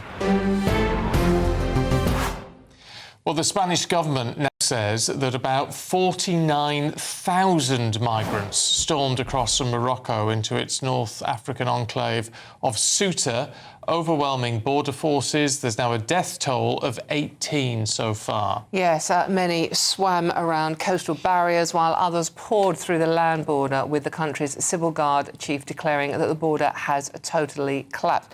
The astonishing part of the story, that Ceuta is tiny, it's 7.7 square miles, and the population is only 83,500 people in any case. So if you've got nearly 50,000 migrants swarming across that border, it's going to be absolute chaos. Let's talk to former political advisor Claire Pearsall and our senior political commentator Nigel Nelson. Morning to you both. I mean, this is a very scary story, Nigel. Partly because of the fact it's just happened, but partly because of the fact there is clearly some sort of weird coordination going on here. Yes, or it's a kind of panic. I mean, we don't know which. I mean, the kind of figures you're talking about, 49,000, even in our worst cross-channel year, we wouldn't have actually notched up that kind of amount. So to get that within a day is really scary, and even more so is where they end up. And obviously they can't stay where they are. Presumably they will try and get to the Spanish mainland. But how? How would you get to the Spanish mainland? Well, good question. But I mean, you would cross in a boat, wouldn't you, if they've got access to anything like that? And then it's what they would do for the rest of Europe. I mean, Giorgia Meloni in Italy is talking about suspending the Schengen agreement because she's worried they would end up coming her way. And I think it does feel very orchestrated. You're talking about a large number of people on a very specific day where the conditions were good enough to be able to get across with no problem. What happens next is going to be the really big issue. Are Spain going to be pretty hard line on this? Are they going to return all these people back from whence they came? Or are we going to be looking at a situation where they're going to cross over into mainland Spain, probably by boat? And are the smuggling gangs already there? Has this been an orchestrated attempt by smuggling gangs to get people into Europe? And I think that should worry the rest of Europe as an entirety. But on a practical level, if smuggling gangs were trying to get 49,000 people across from Africa to the Spanish mainland, I mean, that's not going to happen in a day, is it? I mean, that's a... No, but that's what I mean. That should be something that should be comparatively easy to stop. And that's what I'm worried about, is that nobody has seen any of this coming. This is a large number of people. You can't, as you say, you can't just do that in 24 hours. No. This is going to have been months in the making. So therefore, where has the intelligence fallen down? That we don't know anything about this, or if the Spanish did, then they haven't shared those details. So there are a lot of questions that need to be answered pretty quickly. But the most important one is, what is Spain going to do with all of these people to stop even more coming across? Well, Nigel, that's the question, isn't it? I mean, given Spain's open border policy that they currently have and the amnesty on illegal migrants, I mean, what are they going to do? Are they going to go back on their own policies? Well, I mean, the first thing you've got to do is, how do you handle 49,000 people? That's a lot of people. So they've got a logistical problem before they start the next stage about, well, how can you return these people? And with so many, me, I'm not quite sure how you go about doing it. Do you bring the army in and try and force them back that way? They have got forces personnel being sent down there. I think it was sort of 60 to 80 individuals are going down to help the people on the island. Which won't be enough to deal with 49,000 people. No, absolutely, but it's a very small island, and you kind of think, at the very least, that's what you can do. There may be more coming in the coming days. We don't know, but yes, you are going to have military force because you are going to have to look at returning probably by boat. It's going to be the easiest way of getting that number of people back. And the worrying thing is, Claire, is once again we've seen the pictures. There are a couple of women, mostly young men. And that's always the way. You will always get the young men, they tend to send the fittest across, and then with the vain hope of getting other family members relocated on the back of it. So you do see those young men. But I think that this is more to do with the economy in Morocco than anything else. And you've got young people, and just the same as in Europe, just as in the same as in the UK, young people feel that they've got no hope in their own country, so they're looking to go elsewhere. This is a pretty dramatic way of showing that, but unfortunately I think we're going to see it more and more. Yeah, very possibly. It's hugely worrying, but at least it puts us on a bit more of alert, doesn't it? Because, I mean, the question is, Nigel, do we see people try to follow suit? Because, I mean, if you had something like this trying to cross the channel, a vast number of boats at the same time, we've got a problem. Well, we've seen a bit of it this week. I mean, they certainly the boats have been gathering in one place to try and overwhelm anything the French might do. So yes, you're right. I mean, if you compare what the gangs are doing, it's very much like the drug trade. So although law enforcement can do a certain amount, they never can actually stop it. It is worrying. I mean, you just have to wondering who's organising it. But for now, we've run out of time on that one. Thank you both. Thank you so much. Just very quickly, time for the giveaway. It's 60 grand in cash plus a gold bar. Here's how you take part. We're celebrating a golden summer with a terrific two-part Great British giveaway. First, you could win a sensational £60,000 in tax-free cash to spend however you like this year. What would you do with that? And that's not all, as you'll also win our most precious prize to date, a fine gold bar worth over £5,000. It's pure gold to own, trade or gift to a loved one and secure their financial future. So make sure you don't miss your chance to bank over £65,000 worth of prizes in our golden summer celebration. For a chance to win £60,000 in tax-free cash and a real gold bar, text GOLD to 63225. One entry costs £2.50 plus one standard network rate message, or text BONUS to 63225. 5 entries cost £5 plus one standard network rate message. Go to gbnews.com/win. Entry starts at £2.50. Call 0903 686 3232. Calls cost £2.50 plus your network access charge, or post your name and number to GB22 PO Box 8690 Derby DE1 9TT. UK only. Entrants must be 18 or over. Lines close at 4 p.m. on the 21st of August. This is a network giveaway. Entries will be pooled. Please check the closing time if listening or watching on demand. Good luck.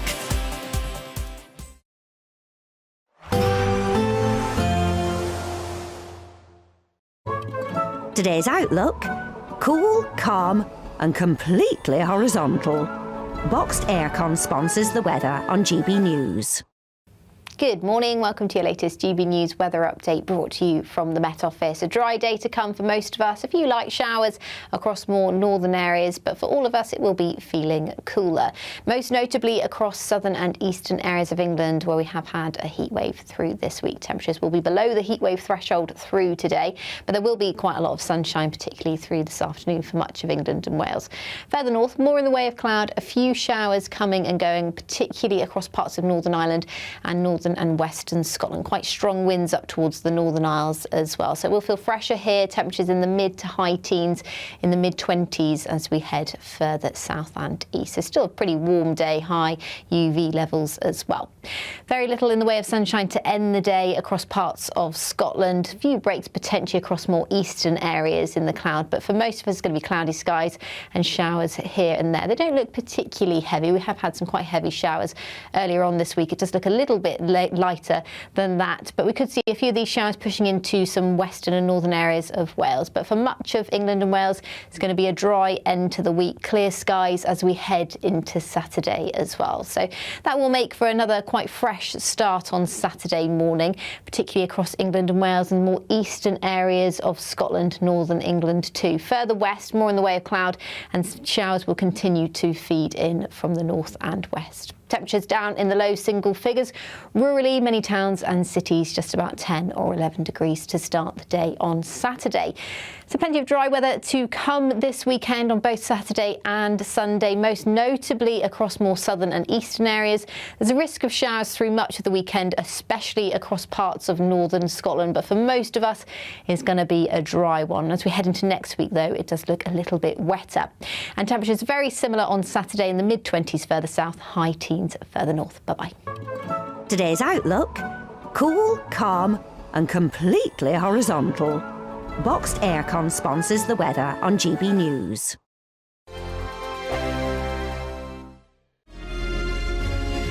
Thank you, Britain, for the thousands of you who are becoming friends of GB News each and every week.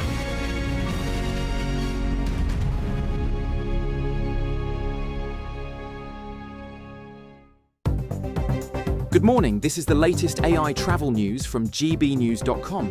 There is a collision on the M2 westbound between junctions 3 and 2 in Rochester, causing slow traffic. The A419 is closed after the A4311 in Swindon. The A11 is closed after the A134 in Thetford. The M25 clockwise between junctions 25 and 26 in Enfield is affected by an incident. The M6 southbound at junction 10 in Walsall is under caution. North of the border, the A9 south of Burnham is closed in both directions following a collision. And on the trains, major disruption continues between Shrewsbury and Wolverhampton. For more travel news, go to gbnews.com.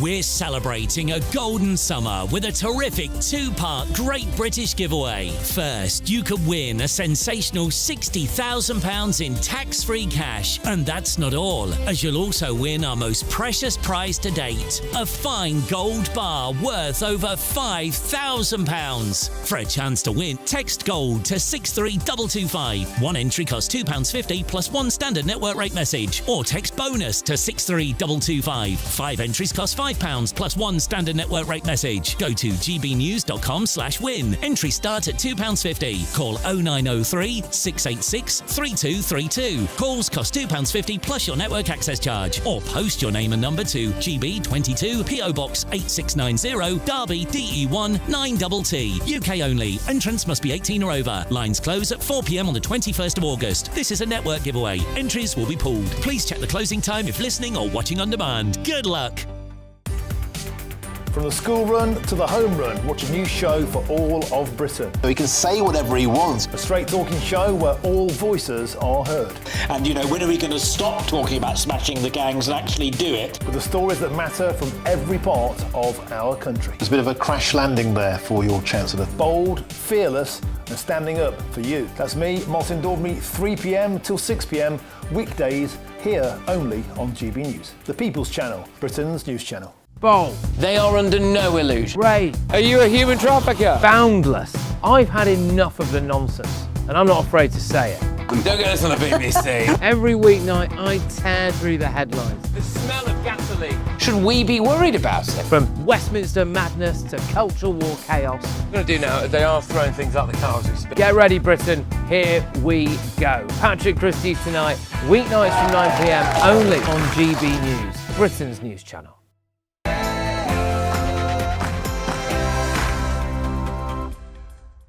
Good morning. Well, it's no exaggeration to say Europe's migrant situation has exploded today. Yes, Spain has deployed their military after 49,000 migrants stormed across from Morocco into its North African enclave of Ceuta, overwhelming border forces and leading to 18 people dead. Well, the Civil Guard chief has said the border has totally collapsed. But could the consequences soon be felt here in Britain?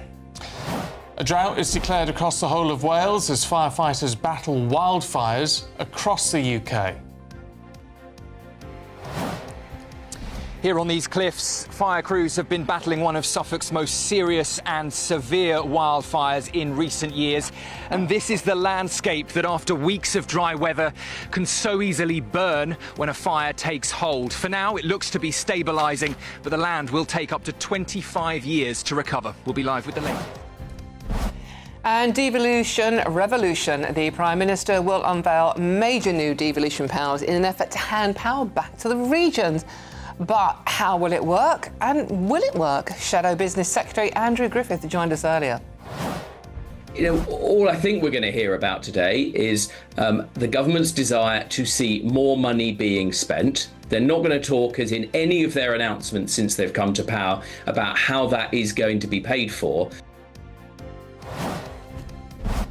Yes, Andy Burnham is promising the biggest transfer of power from Westminster in a generation. But as now seems to be turning into a pattern, we have very few details on exactly what that means. Now, this is something a little bit different. Sailing in style, 2 helicopters, a submarine, a butler for every suite. We're going to step aboard the world's most luxurious expedition yacht. Yeah, this is a boat, a yacht, a discovery yacht. That's more suited to going through icebergs and down to the Antarctic. But today we are going down the Thames into London on what is not only the world's most luxurious discovery yacht, it's also very big as well.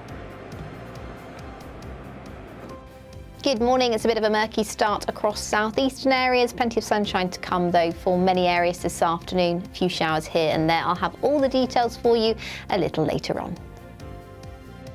It's just gone 9 o'clock. I'm Stephen Dixon. And I'm Dawn Neeson, and this is GB News Breakfast.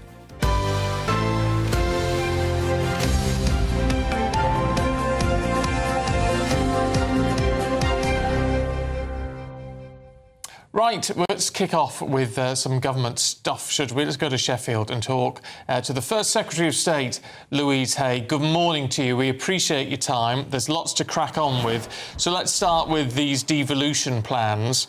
The Tories have said to us this morning they're not against devolution. They like the idea of devolution, but they say this is a pick and mix version of it.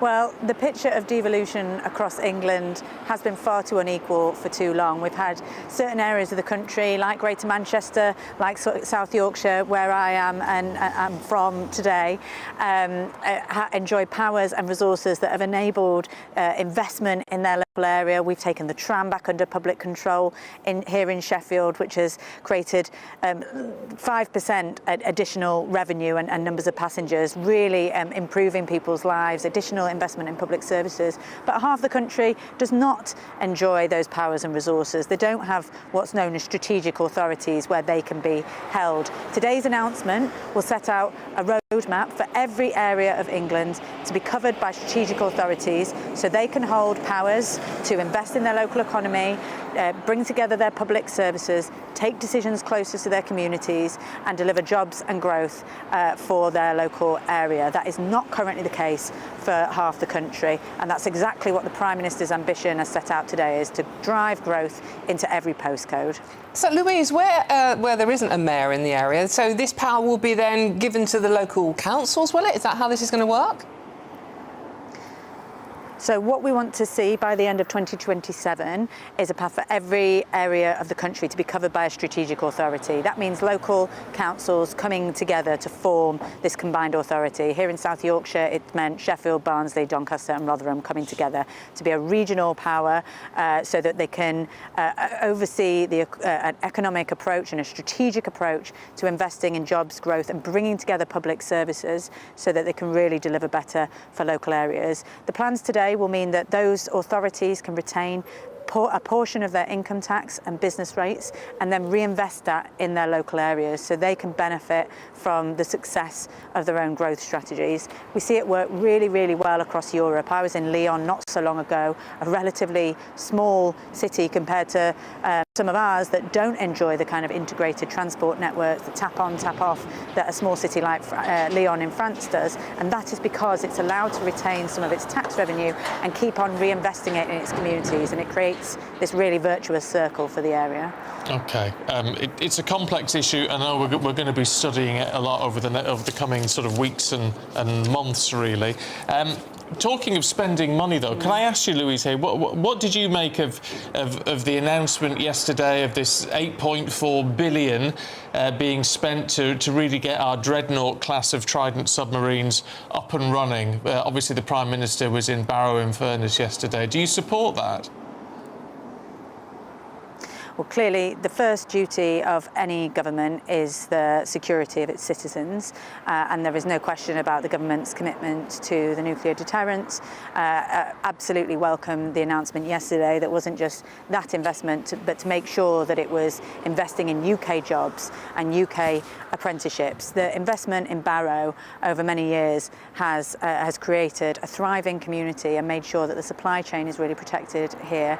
And the announcement yesterday, applying that exemption, will ensure that it is British made, and that's really, really crucial that we ensure that much of our procurement and spending is benefiting the people here in this country. But I asked you that because you are a sort of de facto Deputy Prime Minister, in effect, your first Secretary of State, and you have in the past been for nuclear disarmament of the UK. There was a vote back in 2015, it might have been in 2016, I'm sorry, I can't remember the exact details, but I made clear at the time that I wanted to see a commitment and an attempt to multilateral nuclear disarmament, and that was why I voted in the way I did, because I didn't see any effort at the time by the then government to achieve that. That was over a decade ago now, and we're in a fundamentally different place as a country. And as I say, the first duty of any government is the security and protection of its citizens, and I am 100% behind the Prime Minister and this government's commitment to Trident and the nuclear deterrent. Sorry, Louise, just to bring you up, it was 2023 that you actually said you were pledging to eliminate inhumane and abhorrent weapons, referring to nuclear deterrence. I mean, that's only a couple of years ago, to be honest with you. I don't think that's correct, I'm afraid. I definitely wouldn't have said that in 2023. We're talking about a vote that took place over a decade ago. Well, this is reported in the newspapers in 2023 that you pledged to work for the ratification of the TPNW and vowed to eliminate these inhumane and abhorrent weapons. That's a quote from you. Or is it not? Apologies, I don't recall that. I don't recall that. I don't recall the statement. I'd have to go and check that, but I do not think that that was the case in 2023. OK, so you no longer think that nuclear weapons are immoral?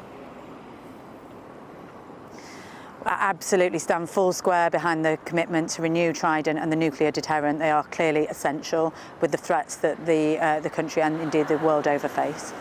Can I ask you about the migrant situation? I mean, I know we talk about it a lot. It's one thing the Prime Minister hasn't really talked about since he got into number 10.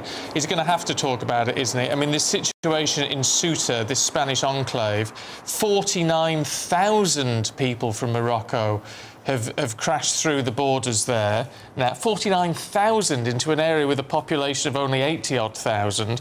And the concern is that if they make it to the European mainland, that obviously we might find a lot of those people trying to cross the channel as well. I mean, what are we going to do about it? How are we going to be on alert for this? Well, look, it's obviously extremely concerning, and I share yours and your viewers' frustrations at the situation with the small boats crossing and the numbers of people that are crossing the channel.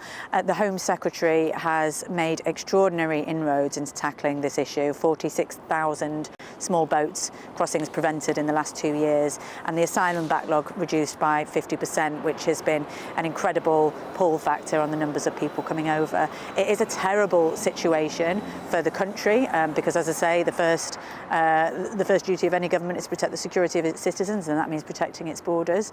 But I think we also need to recognise the human cost as well. 4 people lost their lives in the Channel this week, so it's got terrible human cost, and these despicable human traffickers and smugglers are weaponising and exploiting people's pain in order to get them over. That's why a large part of the strategy has been to tackle the gangs and upstream people smuggling. We're working very closely with the French in order to deter and stop people crossing the Channel at source, and we've started to see people even attempt to cross over from Belgium, which I think demonstrates that we are making it very, very difficult to cross the Channel. There's still more to do, but the Home Secretary has made really quite remarkable inroads on this incredibly difficult and complicated issue. Louise, many people have described the situation in Ceuta as an invasion, and it does sound like 49,000 young men mostly crossing in a 24-hour period is an invasion.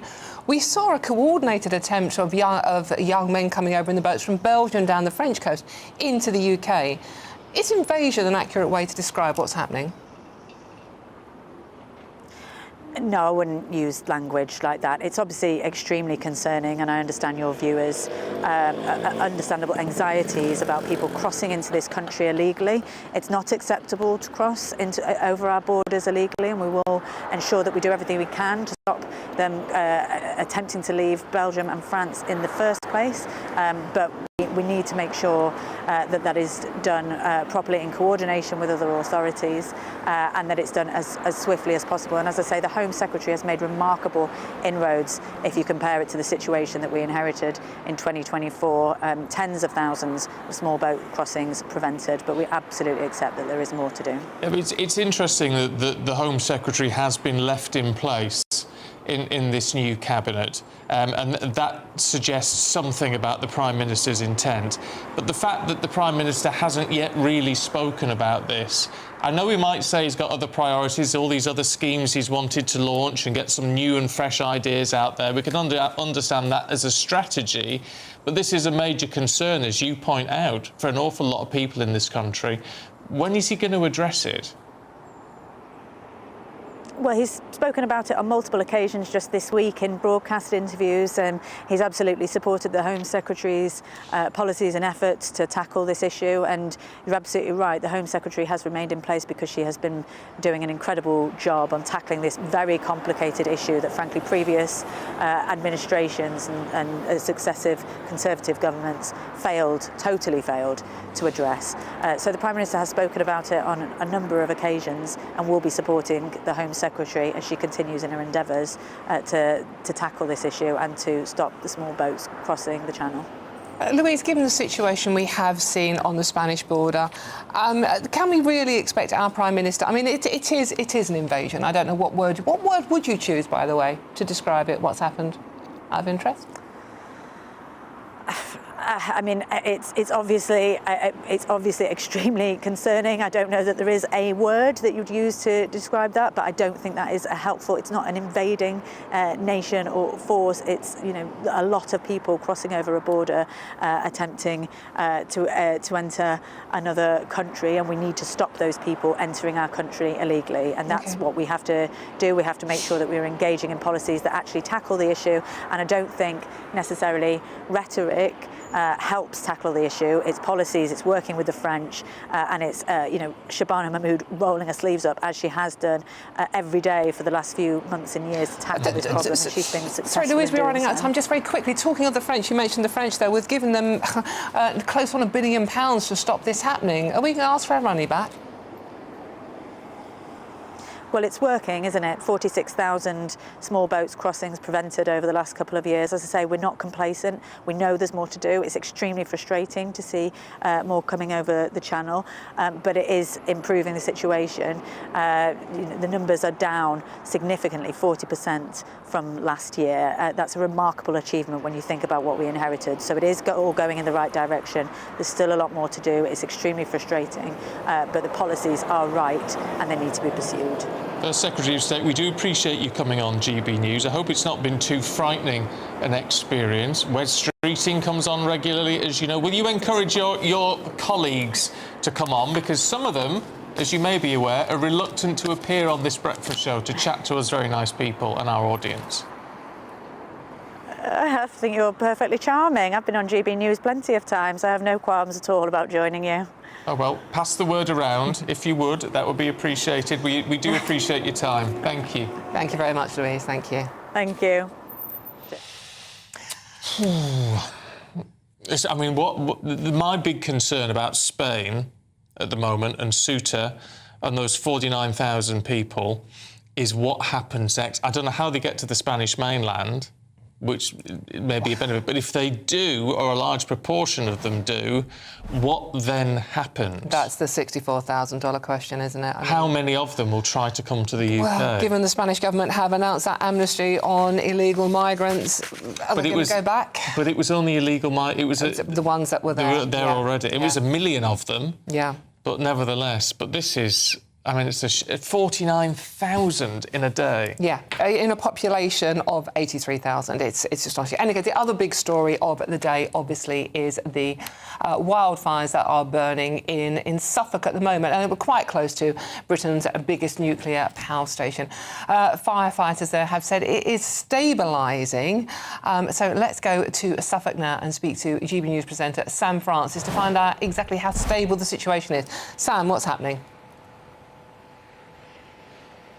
Stephen, Dawn, good morning to you. Yes, as you say, the latest update from fire crews here in Suffolk is that the wildfire that has been spreading now for 3 days along this Suffolk coastline, it appears to be stabilising. That's what they're saying this morning. And there is a sense from locals too of optimism, albeit cautious, as they say that the fire appears to be moving in the right direction, away from homes. But you can see around us, this is what fire crews have been contending with: incredibly dry coastal heathland. There's a nature reserve too close by that is under that drought alert that has been issued not just here in Suffolk but also across a number of other areas in the UK too. And it's worth mentioning that there are a number of people that are still under evacuation orders. Over 100 people under emergency alerts were ordered out of their homes on Wednesday evening as this wildfire first began, and also 200 other people staying in caravans, holidaying, expecting to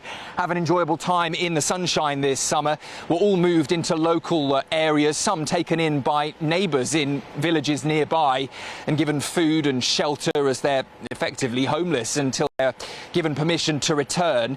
But for now, the issue for fire crews is one of containment, because although they're saying that it's stabilised, the issue is that the winds are continuing to change here, even in the last few hours that we've been here this morning. And we're also hearing reports from the National Fire Chief, who says that wildfires like this one here in Suffolk, he says, are now the new normal. OK, Sam, thank you so much. That's our Sam Francis live in Suffolk for us. Right, still to come for you, we're going to give you a tour of this incredible expedition yacht. We'll tell you more in a moment. Britain deserves a newsroom that puts the facts and your voice first. Well, and that's what you get on GB News. Lively debates, lively conversation. And we're not afraid to hold power to account. And each other. So join me, Andrew Pearce. And me, Miriam Gates, for Britain's Newsroom, weekdays from 9:30 on GB News. Bold. They are under no illusion. Ray. Are you a human trafficker? Boundless. I've had enough of the nonsense, and I'm not afraid to say it. Don't get this on the BBC. Every weeknight, I tear through the headlines. The smell of gasoline. Should we be worried about it? From Westminster madness to cultural war chaos. What I'm going to do now, they are throwing things out the car as we speak. Get ready, Britain. Here we go. Patrick Christie tonight, weeknights from 9 p.m, only on GB News, Britain's news channel.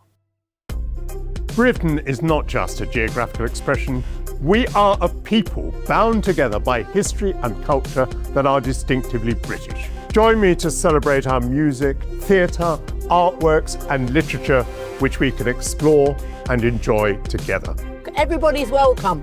Sunday with Michael Costello. Every Sunday at 11 a.m. on GB News, the People's Channel, Britain's news channel. From the school run to the home run, watch a new show for all of Britain. He can say whatever he wants. A straight talking show where all voices are heard. And, you know, when are we going to stop talking about smashing the gangs and actually do it? With the stories that matter from every part of our country. There's a bit of a crash landing there for your Chancellor. Bold, fearless and standing up for you. That's me, Martin Daubney, 3 p.m. till 6 p.m. weekdays here only on GB News. The People's Channel, Britain's news channel. Welcome to Free Speech Nation with me, Josh Howard. This is the show where each week we see what's happening in the world of culture, current affairs and politics. First we'll say, welcome to the UK. Oh, thank you. And we're not afraid to use our free speech so that you can use yours. It's not controversial in the slightest to anyone who hasn't lost their mind. Free Speech Nation, Sunday nights at 7 p.m. Only on GB News, the People's Channel, Britain's news channel. Some people enjoy lazy Sunday mornings, but not me. What's the truth of the matter? So that's a very live question. Would you support him if he waters down these plans? Before the spin sets in, I'll be getting to the truth. This is personal. No soft questions, no easy answers. It's one thing if the state has rules in this country. It's another thing whether the police and others actually police them. Setting the agenda and holding those in power to account. You can't really blame her if the system is set up this way. You will not want to miss it, trust me. The Camilla Tominey Show, Sundays from 9:30, only on GB News.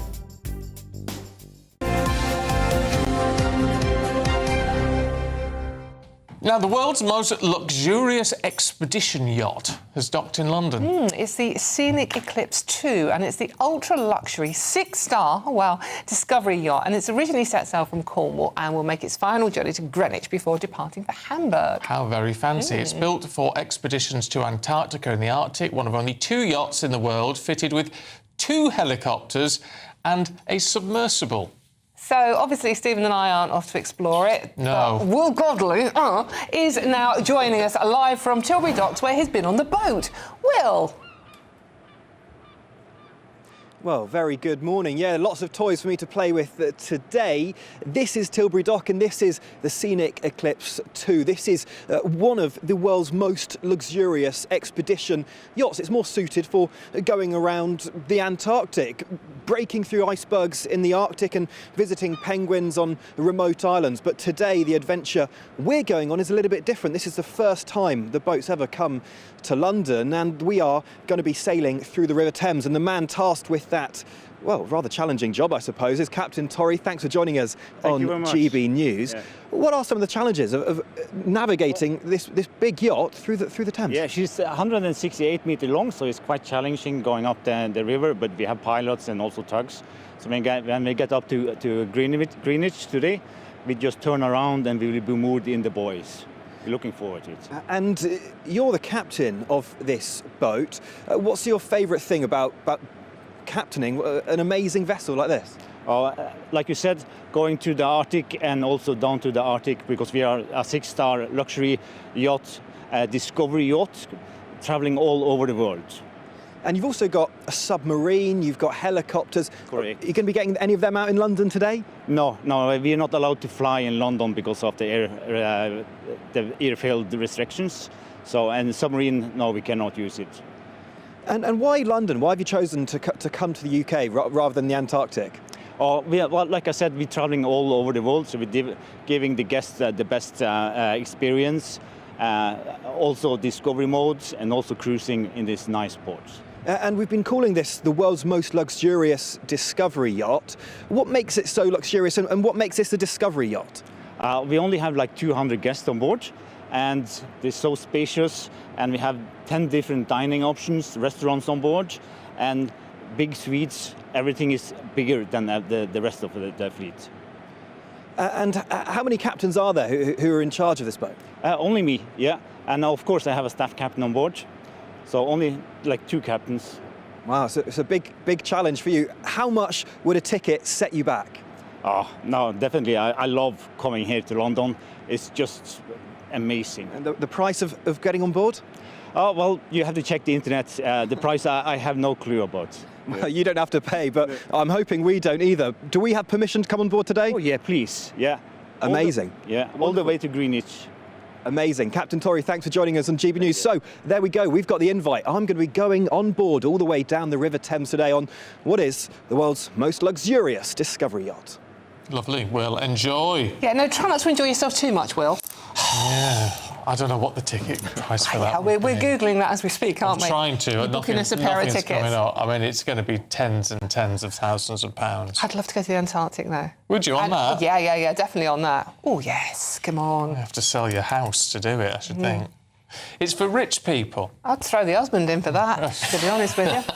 Anyway, look, coming up at 9:30, Miriam and Cameron are here with Britain's Newsroom. Good morning. Good morning. I mean, lucky Will, although he has had to go to cover wildfires in Bordeaux, which is slightly dangerous, so I think maybe he deserves a little bit of luxury after that. Yeah, he deserves a glass of mimosa, that's for sure. That's for sure. But coming up on our show, Louise Hay describing what's happening over that border with Morocco to that French territory, Ceuta, as not an invasion. I think she, to be fair to her, I think she was equating that to what's happening with the UK.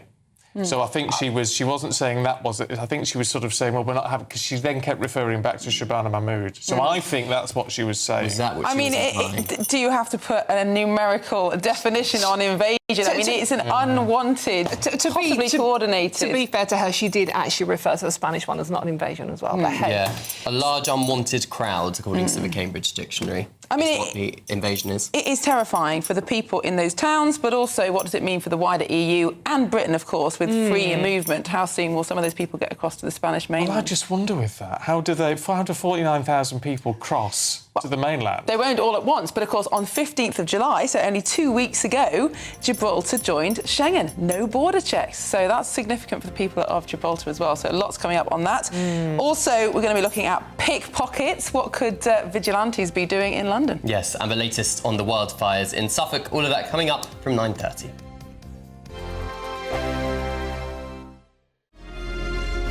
Thank you, Britain, for making GB News Radio such a huge success. Whether you're in the car, on the go, or listening at home, thank you for choosing us as your radio station. Good morning, this is the latest AI travel news from gbnews.com. The M23 northbound between junctions 9 and 8 in Reigate has a lane closure. The A419 is closed after the A4311 in Swindon. The M1 southbound between junctions 33 and 32 in Thurcroft also has a lane closure. The M6 southbound at junction 3 in Coventry North is affected by an obstruction. In Scotland, the A9 south of Burnham is closed in both directions following a collision, with delays expected. And on the trains, there is major disruption between Shrewsbury and Wolverhampton on Transport for Wales and West Midlands railway services. For more travel news, go to gbnews.com. Bold. They are under no illusion. Ray. Are you a human trafficker? Boundless. I've had enough of the nonsense, and I'm not afraid to say it. Don't get us on the BBC. Every weeknight, I tear through the headlines. The smell of gasoline. Should we be worried about it? From Westminster madness to cultural war chaos. What I'm going to do now, they are throwing things out the car as we speak. Get ready, Britain. Here we go. Patrick Christie tonight, weeknights from 9 p.m, only on GB News, Britain's news channel. Join me, Nana Akwe, for an informative, interactive news programme with a difference. It's fun. No, he didn't say that, Dave. I'm so surprised. I think there's an element of truth to that. Join me from 3 p.m.